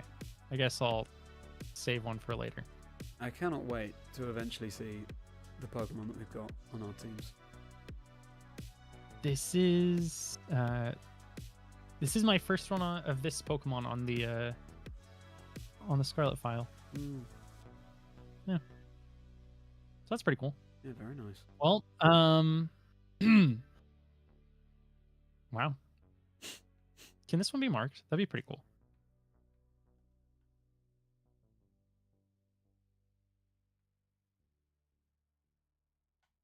I hate to inform you. This one was actually a shiny. This one wasn't like all the others. So yeah, okay. So we've got three. I'll give you a little hint. Right. A little hint. Okay, be marked. Do it. Ooh, it is marked. It is marked. And oh, that's a cool mark. Oh. Okay, a personality mark. I love that. Wait. Okay, I'll spoil the mark for you. This Okay. Pokemon, I was like, wait, is that the title? Is the Unsure? Oh, that's so Oh, that I couldn't have written the script better myself. cool. The unsure. Oh, hi, Mark. The Unsure, and I was unsure if it was a different color. Wow. So, Oh, very appropriate. that's kind of fun. The unsure. I didn't even know that was a mark. There's so many marks that we're not. I feel like that's something that there's hasn't so really many been personality explored that much. Just the extent of the marks, all the titles, Yeah. how they can be found. There was a trainer at one of the regionals, Nora. She sent out her Registeel and it had a mark I didn't recognize. Mm. And I was like, wait, I can't believe I just got stumped on a Pokemon thing. Like, what's going on here? Yeah. And it was a mark from Gen 4. Oh. I was like, oh, tell me more about this Registeel. I hope that it was a shiny hunted and transferred up situation, because that shiny Registeel, I can't remember what the mark was, but I had to look it up and I was like, yeah, if you go to the battle tower, maybe something to that effect. It was a really cool mark. I cannot believe you can't remember the mark. I'm on tenterhooks here. You made it sound so cool. And like, I don't know what it was, but it was really cool. Trust me. The naming convention maybe wasn't the coolest thing. It was just that it came from it was a Gen 4 ribbon. You know what I mean? Sure. It was the cool part. I see. Okay. I wish Sir Toasty Toes was in chat, because he's a creator that specializes in mark hunting. He actually shiny hunted the Shadow Scizor from the e-reader cards in Japanese Pokemon Coliseum. And if you haven't seen Shiny Scizor in Coliseum, it is gold. Ooh. It's beautiful. It's literally the color gold instead of the green. And he got every single mark available for it. I think I definitely saw some of that video. I might have finished it as well, but yeah, that was very cool. Living Legend? No. Maybe it was like the Isn't there a Wi-Fi one? It might not have been Battle Tower. It might have been. I think you get a ribbon for. You get a ribbon for playing in an online match, maybe. If somebody remembers, is it Battle Memory? It wasn't the Exciting Memory, no. Dang, now I want to know. Yeah. What I wanted to do, it turns out you can shiny hunt Mankey in Kanto and Gen 4. And what I'd like to do is get the Living Legend for an Annihilate for VGC. Because he's not really living. His Pokedex literally says that he became Annihilate because he got so mad he died. So.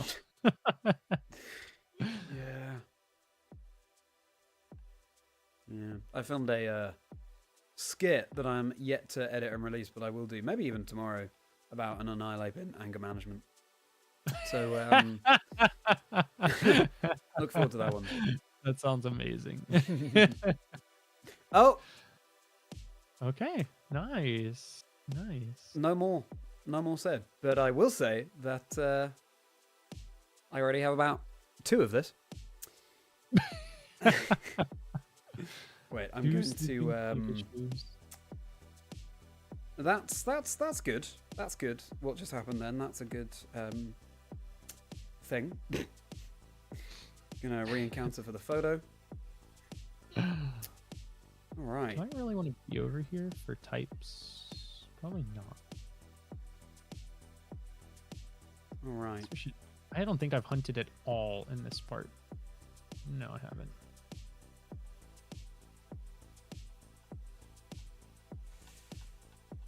Which ball do we... Oh, wow, I have 200 great balls. Which ball do we use for you. I think we just go with one of you, probably.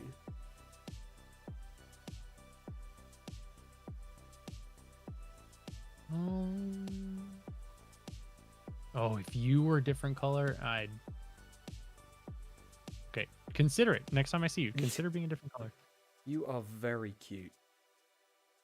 Talking to you, Carl. No, yeah, I was gonna say the same thing. Wasn't sure how comfortable we were. You know, compliments. So, like, same. Hey, thank you. Thank you so much. Oh no. Uh-oh. I think I'm gonna have to reset. Yep. I didn't know that you got that move. Okay. Oh man, I wish I was watching. That'd be fun to see. It kind of makes sense that it gets that move. I just didn't. Yeah.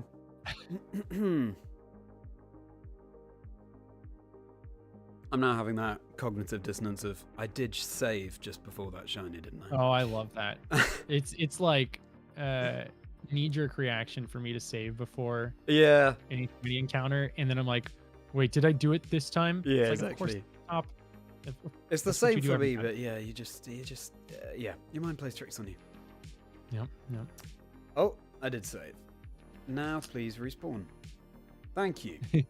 What a polite when it one. takes a second to pop up too, you're like, yeah, exactly. Hey. Yeah. All right, that was funny. Let's fun. Right. Let's go with this instead. I regret to inform you, I did not manage to get the makings of a Psy spam team for our battle. I am so sorry to hear that. Yeah, I tried. Loved that. Really yeah, hard. thank you so much. Would have loved that. Yeah, I was gonna go like mouse hold, U-turn into Terra Psychic Armor, bounce into Indeedee female, Absolute and nightmare. Or even a Delphox. Delphox is a thing at the moment in It is. in Regulation H. I want to try Delphox team. Oh, nice. Critical capture. Love to see it. Yeah, I'd have to have a shiny. I'd have to have a shiny for sure. Can we get one more shiny before the end of stream? For no reason other than like one more would be good. Okay. Probably like another half an hour, I reckon. Yeah, it'd be crazy if we were on pace with each other. Yeah, exactly. That'd be weird if we both just needed one more. Yeah. That'd be weird. Now what do we call this one? What were we just talking about? I've got a bit of a naming theme going with my nicknames. So I haven't named mine yet. I turned off nicknames when I was hatching Sprigatito eggs, and I just never turned it back on. Oh, I see. But I do nickname my team. Don't you worry about that. 50% of the time, it just like turns into a bunch of Yu-Gi-Oh cards. But sure. If you're just joining, we have found maybe we haven't, but maybe we found another shiny. I'm just Kyle doesn't maybe know we what's both going have on. 5. Yeah, who knows? Not sure. I don't know. Okay, what are we gonna call you?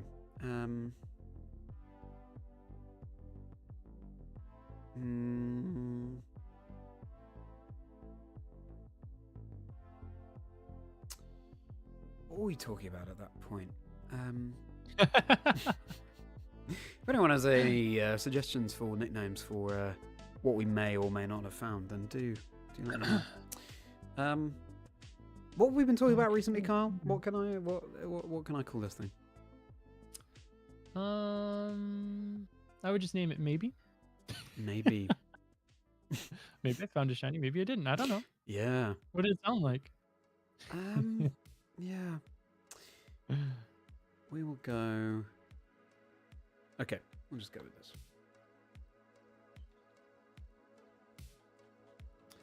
Now the question is, do you have a mark? Let's find out. No. What? No, you do not. Darn. But I can tell you that it's gentle. Oh. And you know what? It looks it. This is what we're working with so far, everybody. Obviously, anything that can evolve, if I have anything that can evolve, will be evolved, or will it? Maybe we're going too far with the alternatives. Maybe I'm playing Pokemon Scarlet, or am I? Imagine if I've just been playing a different game this whole time. You're shiny hunting in like Heart Gold version with the cute charm glitch. Yeah. Okay. Right. Good. Okay. Let's try and get another shiny before the end of stream. Yeah, that'd be. I think I'll try to do the same thing. Yeah. Just, Carl, I've got this crazy idea. What if we found another shiny on this shiny hunting quest that we're doing? You know what? I'm gonna go ahead and say that'd be a good idea. Yeah. I think maybe we should try that. A lot of people don't think it can be done, but I believe in the you that believes in us. Oh my goodness. I thought I just found 4 of a shiny Pokemon, and then I realized I'm no longer in the same area. That Pokemon doesn't spawn here. Just looks like something from another area. Good. No way. Yeah, exactly. 4 shiny Whoopers. That's so cool. Yeah. You'd see that in people would post screenshots from Legends Arceus of that, of like 2 shinies and 1 outbreak. I haven't seen that in Scarlet or Violet. So my friend Precision is a shiny hunter who streams. And when I guess it was on the release of Scarlet Violet, he went to go shiny hunt Roaring Moon. And while he was hunting for Roaring Moon, and he's a full odds shiny hunter too, he found a shiny Zvilis and a shiny Grievard at the same exact time. Oof. Wow. And they were kind of far apart, and he was worried that he would enter a battle with one, it would despawn the other one. Yeah. So it was really interesting, but two full odds shinies on the screen at once. That was pretty cool. It happens pretty frequently when you have like max outbreak odds, like especially the ones that were like 1 in 200 recently, the Raichu ones especially. True. You have shiny charm going, you have like everything knocked out. Oh, my Sandwich ran out. I was accidentally hunting full odds. Then you can almost set a timer to it. It's gonna happen. True. Yeah. Oh, when I did Fire Red Leaf Green starter hunting, was I bottom table or top of table hunter? I was at least side table for Bulbasaur, because it's the least time to go talk to Professor Oak. I was bottom table, actually, because I'm not more important than Pokemon. The shiny is what's important, so they definitely belong on the top. Yeah, I would be exactly the same. Yeah, bottom table hunter. All right, so this meal lasts 30 minutes. I have to leave here in 35 minutes, so I think that's that sounds good. That'll do it. That sounds good. Side hunt for Bulbasaur. You've been on top. Maybe I should try that. Can you imagine, chat, if we found this Pokemon shiny? Can you imagine that? How the only word I can say really without giving anything away is interesting. That would be. I wonder if anybody's going to get a Pokemon that could potentially evolve in a different region and trade it to that other region to evolve in. Then yeah, I wonder that too. That's really something I've been wondering. That'd be so silly. Okay, I was over here. I had to make another sandwich. Listen, let's just check this outbreak over here. Just see if anybody might have different colors on them. I don't know. Right here. That would be so toxic, and I'm kind of here for it. I'm here to get bashed. You brought this? This is supposed to be fun! I think that'd be kind of fun. Well, who knows? Or after I bashed this guy so hard, it'd be funny if he was a different color. Have you? I guess this might give too much away, but I was thinking, Carl, because Paldea is so much bigger than Kitakami and Blueberry, does it make sense for one of the places where we find 2 shinies to be Paldea instead of at least Kitakami, because it's so much smaller? I thought about it. I don't think it's the worst thing in the world. I wanted Area Zero to have because there's so many unique things down there. I agree with that. Which is why I split it from Paldea. Kitakami is pretty small. Mm. I'll leave it up to discretion. Yeah, okay. We can reflect on that. I won't judge. I would love one of those to be shiny. Really love that. Yeah, fair enough. Then Blueberry seems a little bit bigger, I guess. So maybe two and Blueberry. I don't know. Yeah, we'll see. I thought there were more interesting Pokemon in terms of just guys you don't get to see often in Kitakami and Blueberry. Yeah. Well, maybe just Kitakami. Blueberry, you see it a lot of these guys. But, you know, you've got the first partners. You've got all sorts of unique things going on in Blueberry too. Yep. Oh, you know what I haven't visited? It would be totally on brand if this thing shined for me. So let's just let the shiny gods do. This is such a subtle shiny that every time I have to knock him out every time. Yeah. I'm like, all right, Brelum, punch him in the face, see if he's shiny.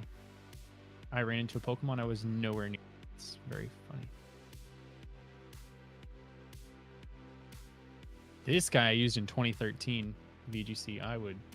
I'd be very happy to use him again.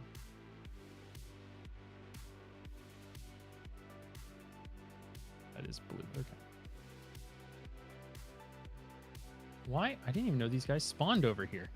That's the first time I've seen them all day. There's a bunch. Okay. Very small, though. Oh, if you... Ooh. Okay, consider it. Next time I see you, just consider being different colors. I'm going to plant that seed. And, it's a good idea. Like, I've seen a lot of Pokemon that, you know, they change to a different color and they're happy about it. That could be you. This one would be insane. Oh my gosh. I don't know if we have enough time on the clock for me to even capture a regular not shiny catch rate.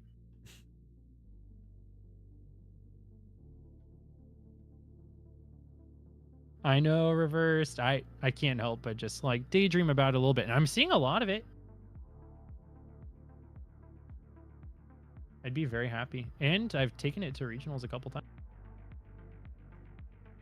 Very happily. A shiny one to boot.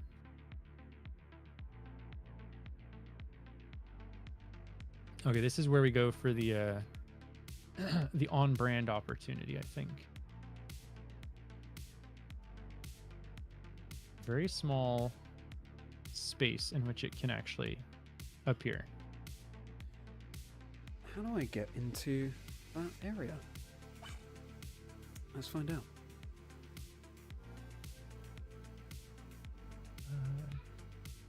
Oh my gosh, this is so far away. Okay. I would make Scott so proud if this was different colors. What have you got planned for the rest of the day, Carl? We have a birthday party, which is going to be interesting with my back situation, but sure. We'll find out. We'll find out. Yeah, okay. A lot of, Daddy, come chase me. I'm like, well, I'm incapable of running right now, so I'll watch. And once you find a small child who has not been absolutely ravished by time. Oh my goodness. Ooh. Whew.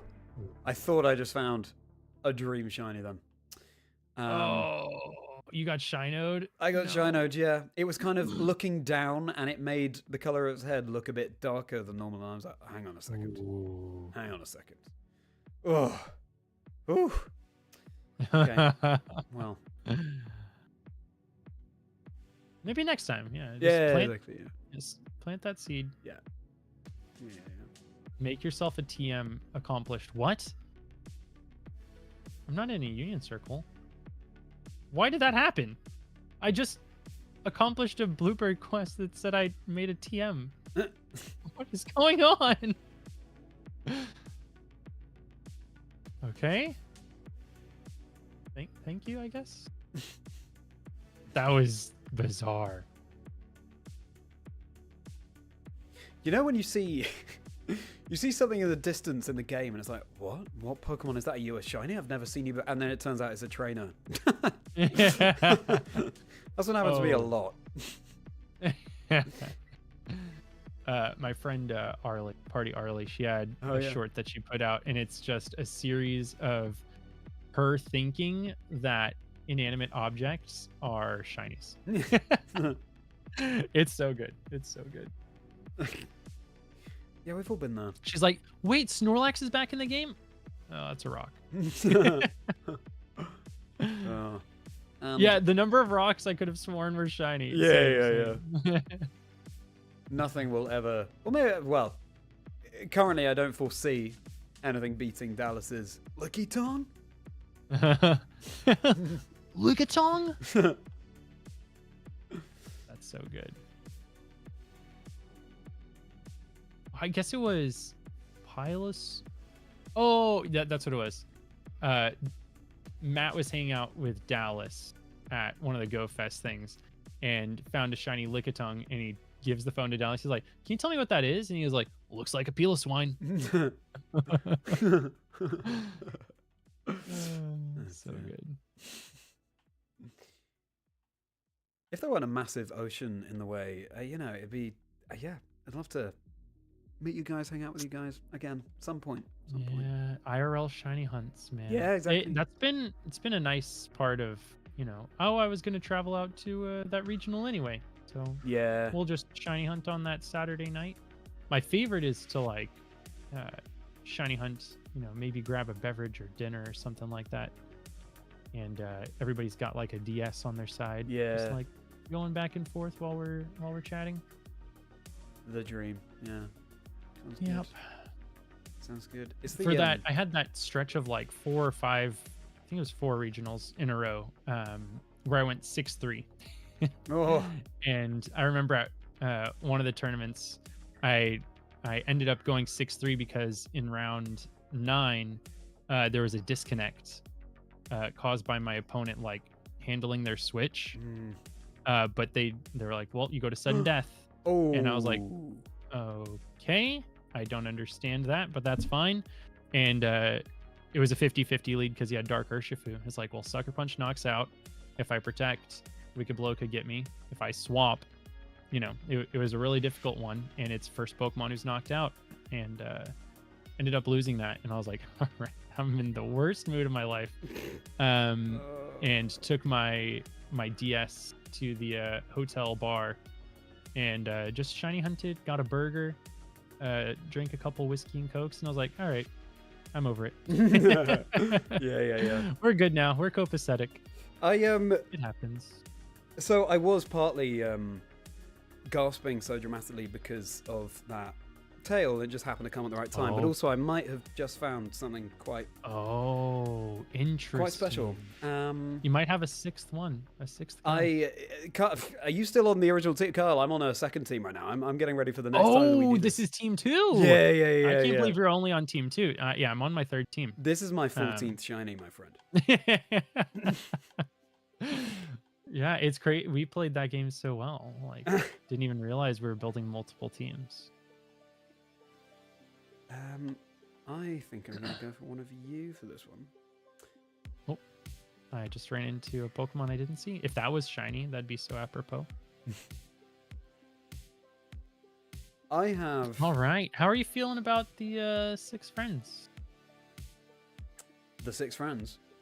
Uh-huh. What do you mean, how am I feeling? Like your 6 guys. How do you feel? How do you like them? Oh, yeah. I think given that this is all entirely random, I'm relatively happy with what I've got, I think. Nice. Well, okay. yeah, we'll see. This is one that I've wanted to find for a very long time. And probably better. Ordinarily you would have to wait for an outbreak for something like this. So nice. Happy with that. Better without the outbreak. Makes it more exciting. Yeah, exactly. Yeah, it's very special. All right. How do I get out of here? Oh, okay, well, technically in the end, it sounds like your slightly better odds worked. Yeah, maybe. maybe. I And took an early lead, but found another one. Okay, well I guess we go for another until we have to. All right. Now what are we gonna call this one? Oh wow, that's okay. Interesting. I just want to tell you about all these things, but I can't. I can't wait to get to team preview and be like, whoa! Yeah, exactly. Yeah. You what? Shiny ogre pawn? No, I told you I was doing a couple of resets. Yeah. It turns out it wasn't shiny locked. The data miners were wrong, and nobody had gotten lucky enough. Okay, I know what I'm going to in this one. Given that it happened during that tale that you told. All right. Do we have a mark? If we do, we don't. That's not a good nature for it, but that's fine. That's what we have mints. Exactly. Very nice. This is exciting. All right, so here's how the team's looking, everybody. Who isn't Carl? We got that. We got that. I can't see it, but We got ooh, that. no way. Oh yeah, I got that. no, I'm Very never happy gonna see with that one. coming. Interesting. I need to start thinking. Okay. Oh. Okay. Yeah. That could work. Yeah. My mind is starting to think about strategies. Oh, with the gears are turning. You know, if I find my sixth, we can go live and maybe do a little bit of training, and with chat for EVs and stuff. But we'll see. I can't find my way out of here.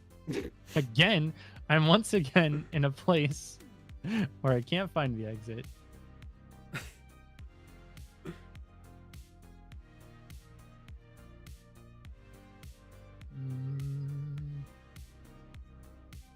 Wouldn't mind if that guy was shiny.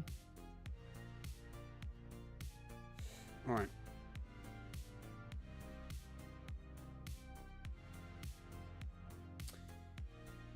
Okay. I also need to find the exit of this. Oh, here we go. That was easy. Good luck, Carl. Thanks, man. I could use it. You know, my odds are not as good. It sounds like you maybe had more early luck than I did. Where to next? Where are we going? Yeah, I'm gonna go here. That would be really meta if that was. That'd be crazy. Let's go here.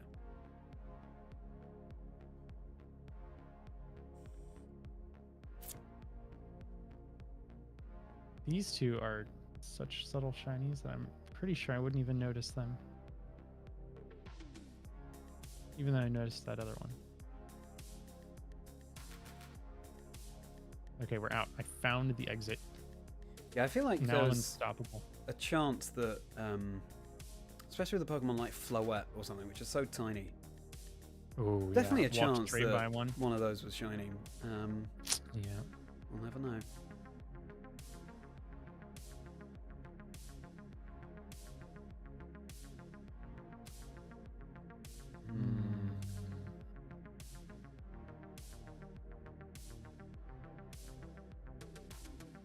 Where? I was trying to get a check in this one spot. I guess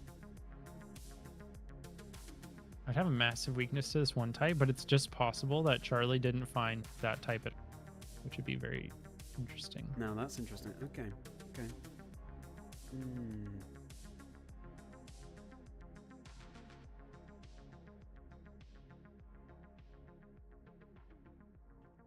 I'm walking by like terrestrialized or stellar terra Pokemon, whichever they are over here, and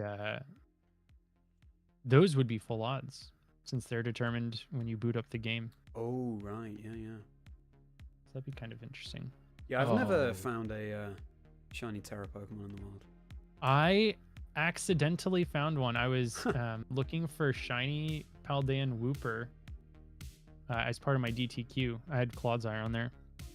And I was walking through that swamp, and I don't know how I noticed it. I actually have no clue how I noticed it. But because of the bright light, it like desaturates the color of the Pokemon. Sure. That you'd think I wouldn't notice this. But shiny Terra Flamingo. Flamigo. You found an animal in the Pokemon world? That's just a regular Flamingo. Wow, you found a Flamingo. If anything, that's rarer. Pancakes, thanks for the follow. Appreciate you. No shiny worries. Terra Flamingo. Yeah, and I have the footage of it. I'm just like, I don't know what I do with this. That's obviously going to be a short, I guess. Yeah. But that's such a crazy one to find, especially because Flamigo is actually good now. Yeah, absolutely. Very cool. I've also never found a shiny Terra Raid Den. I've never. No, I've not found one of those. No. Matt found one for Gimme Ghoul and hosted it for me. So oh yeah. I do have my shiny Golden Go, but that's one that Matt hunted. Very cool. Nice. Yeah, if I was more of a fan of Golden Go shiny, maybe I'd have been more committed to that. But it was like full odds, and yeah, it's worse than full odds. It's 1 in 4103.5. Oh, sure, yeah, because of how raid dens are generated. So yeah, that's a brutal one. Yeah, I have it saved on a secondary switch, because when you go online, you lose those. I do have a switch that's just eternally offline. Oh, really? Yeah. Yeah. And that one has the Gimme Ghoul Hunt on it. If one of those was different colors, that'd have been crazy. Okay, we are getting to final countdown. I guess I'll go to a more densely populated area and over here in the interest of time. Oof.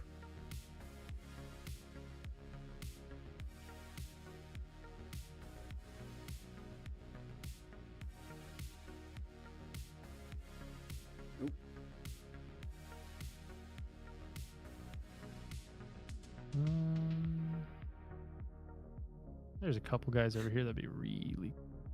That is normally a very big Pokemon that I found a very, very small version of. Oh, I love looking for the size variations when I'm shiny hunting. Still haven't found a max or min size shiny outside of Pokemon Go, but I do have a max size shiny Charizard. Oh. Yeah, that I got from a community day. Very cool. Yep. I was like, that's a good one to have a big guy of. Yeah.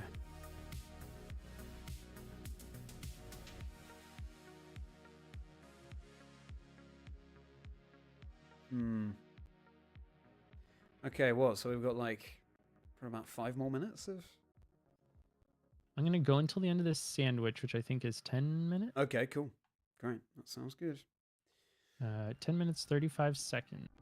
This gives me time to find my 49th shiny. It's just a bit too easy, to be honest.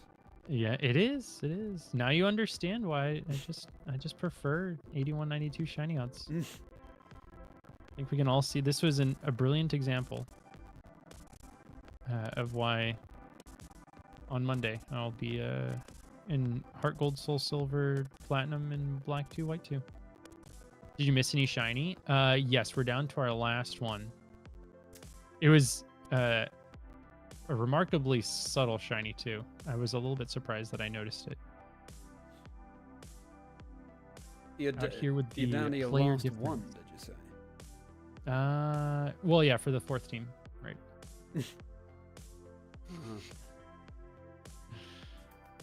Last one for the 4th team I built.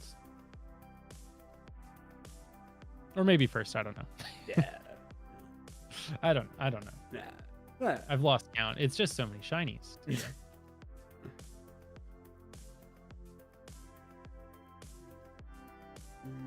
One of the shinies, I like hopped up onto a ledge and it was just there.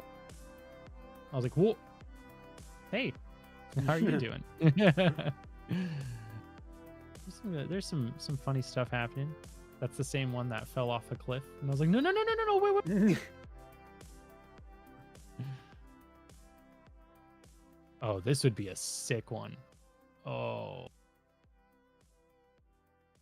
Oh, I was like, you know when you have like 4 of the same species appear at once? I was like, oh my goodness, it's got to be a shiny. It was literally a different species of Pokemon. That happens all the time. Yeah. I know that feeling.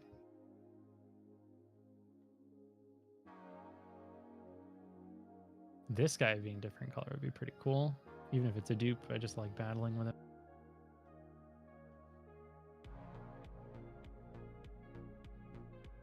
I wonder how many first partner Pokemon there will be between us. Yeah. It'd be interesting. If any. If any, exactly. I don't really know why I'm hunting here. There's not much that's good. I'm going to start roaming over to a different area.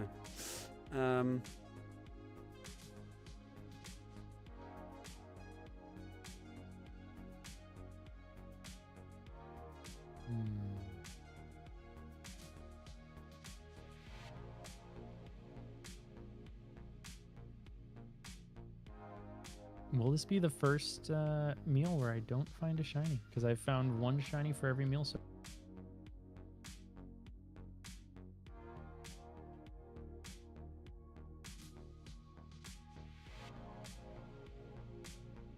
Shiny for every meal. Yep. Pretty impressive. It's all about that dough flan. The flan. Delicious treat. Probably not healthy to eat. Sorry, healthful.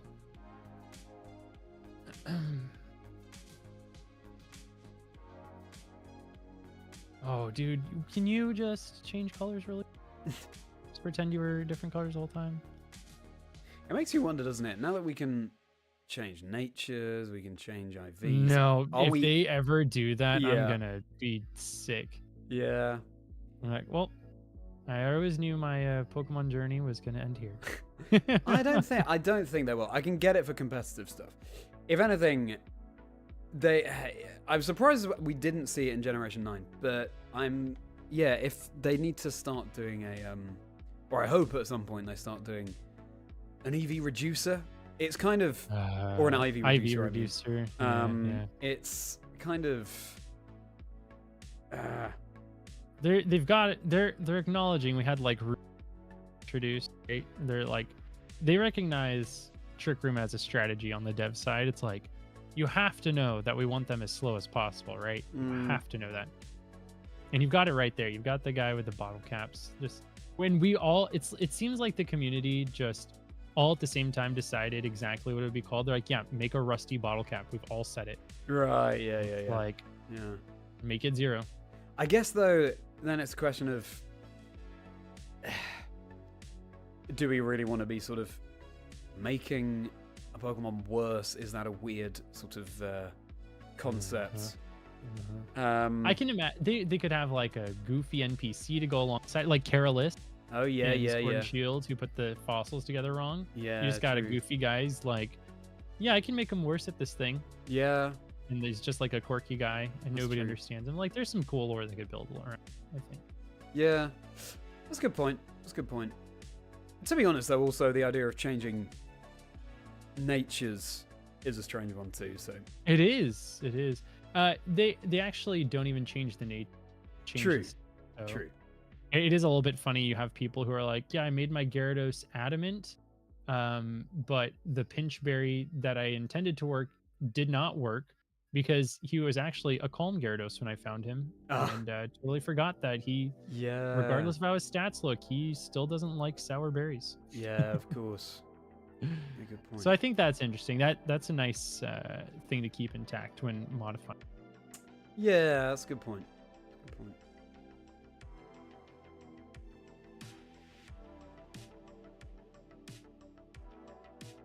4 minutes. Uh-oh. It's the final countdown. Such a good song.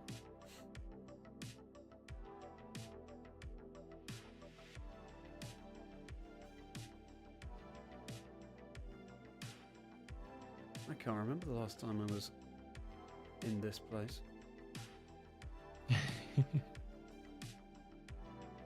spent a ton of time over here for one of the outbreak events where it was like an increased chance of having a specific mark. I like those events. Oh, Like when yeah. it's like, oh, they have a better chance to have this characteristic. Like I got the Cliff Fairy that was upbeat. Mm. I was like, yeah, and I've gotten my nice Friend Guard Eviolite redirection Pokemon, and it's also got a nice little nickname. I like Upbeat that. is perfect as well for a friend Yeah, guard Pokemon. exactly. Very Yep. nice. Oh. Cool. Ugh, the number of items I have not picked up in this game, crazy. Yeah, I found a couple of TMs, and it was like, this is a new TM, and I'm like, what Yeah, do you mean exactly. I Yeah. don't have access to that move. Yeah. Turns out you've been going to all One of them these was Curse. VGC I was like, events without Protect. Just because you never knew you could get the TM. What Protect? What does that move do?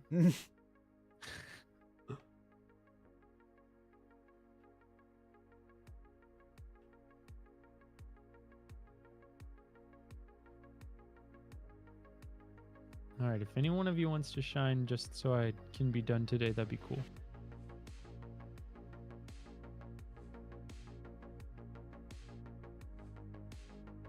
Well, if I don't find it today, that means we'll go live tomorrow, and the first part will be me looking for one more guy. So we have confirmation, essentially, that you have 5 on the board. Logistically, it doesn't make sense anymore to Yeah, true. to put up the facade. Yeah, Facade. Yeah, fair enough. Well, then you can know that I have 4. You have 4? I have 4. Oh. Okay, so we both have to hunt tomorrow morning. Okay, cool. Good to know. Yeah. Okay. I've Will got I 5. find 2 before you find 1? That would be insane. 1 minute 52. All right. 1 minute 52. All right. You hear that, Pokemon? 1 minute 52. That's how long you have to balance Yeah, the board You here. hear that? This type of Pokemon? I really hope my last Pokemon is this type. And nobody on the screen is that type anymore. We're doing well. Oh, I've not been checking the trees, and I just a guy in a tree. Okay. Right, I forgot about that. It was funny when I was shiny hunting a Fungus for probably like the first Orlando regional. I was running around and I look up and the primate. I was like, what? You can just spawn an entire primate in the tree? Oh my goodness, That's I didn't know crazy. And it looked so intimidating. And I was Yeah. like, it's a little bit scary. Oh, okay. that. I got my team. Okay. Oh, yes.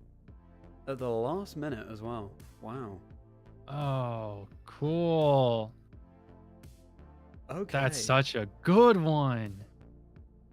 And there's a strategy I can do with this. Oh, that's no. Wow. Okay. Well, this is interesting, isn't it? Because what do we do tomorrow? You're just sort of hanging out while I'm just looking gonna for do 2... BBQs. Yeah, I'll just do BBQs. But then, yeah, I guess you start building your team, but then I'd have to catch up and build my team. Do you have blueberry points? Do you have a fair number of them? Well, I don't think I have too many. Okay. Oh, that goes in this ball for sure. Nice. All right. Nature guesses for the last guy. So we do have a type weakness that I'm kind of scared of, but We can. That's what Terra Shards are for, baby. That's right. I'm gonna guess Modest. I'll probably do some Blissey raids tonight, just so I have shards available. I cannot believe that with worse odds, you now have a complete team. That's. Does Charlie stream? Yeah, Charlie's streaming over on YouTube. We have this is Clam Nature. Clam. Some people might pronounce it calm. Cool. I refuse to. And is it marked? Only one mark, guy. That's okay. This is a team of teams. No. Okay, one overlapping type, but it's a dual type. One overlapping type here. But this is the team. Should we have a couple more minutes and just get them all into the camp and take a selfie to remember who we found? I know we can finally use that emote again. I've hunted this before in an older game. Thanks for the 420 hydrate, Neptune. Hope you're doing well. Sick. Just in time. Yeah, just in time. How This poetic. is none of these Pokemon are the ones I imagined I found. Would find. So that's pretty cool. Yeah. That excites me. That is the nature of this challenge. Yep. All right. Well, has your meals run out, presumably? Yep. All right. Yep. I'm just putting everybody in here. I'll have to think of some nicknames. But I wanted to put them all into a camp and just say, end of day one, this is what we got. Worst. Very Oh, not nice. the worst team ever. I thought you said worst team ever. I was like, listen up, asshole. Like, come on. Oh, God. All Okay. right. Well, everybody. Reading comprehension levels are through the roof. Kyle. Okay, there's actually two types here. That would not be good matchups for me. Let's see everybody out in the picnic before we sign off.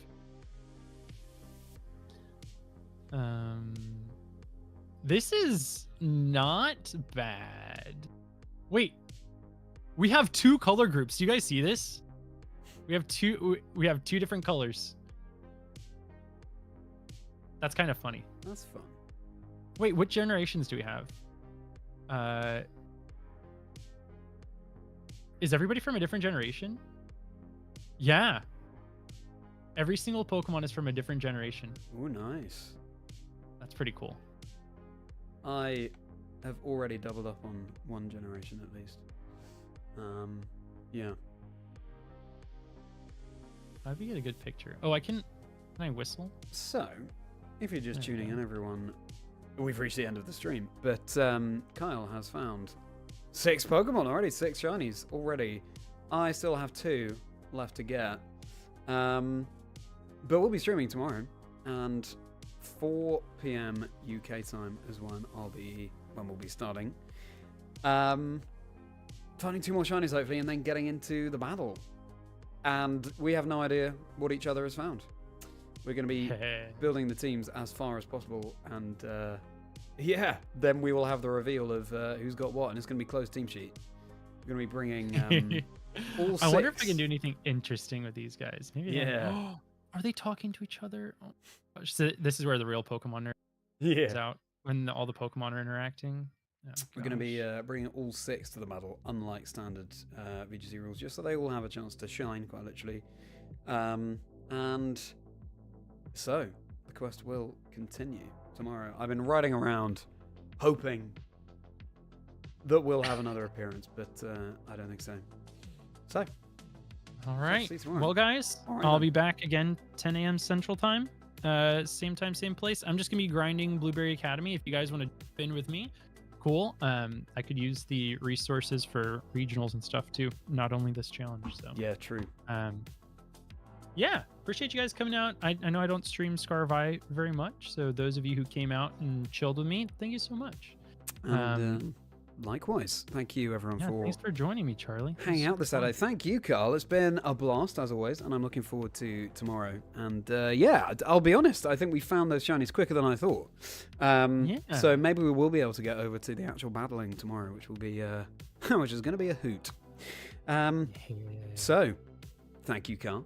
Thank you, everybody. Yeah. And see you tomorrow. I hope you have a very merry rest of your day. That's my line. Yes, yeah. I hope you guys.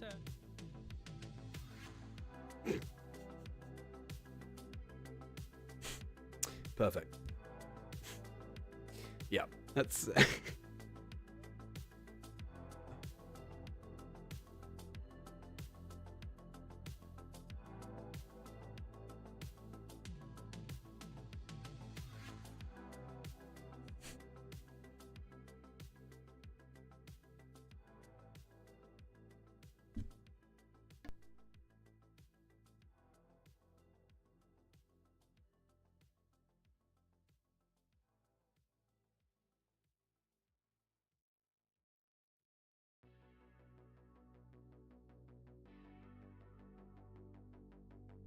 Hello, sorry.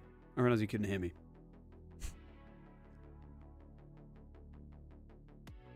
Very nice. I know. Yeah, it's also just that you found 6 in that time. Unbelievable. That's good. That's good. Hopefully we can get battling tomorrow. Cool. Well, enjoy the birthday party. Thank you for hanging out, and looking forward to tomorrow. See ya. And you.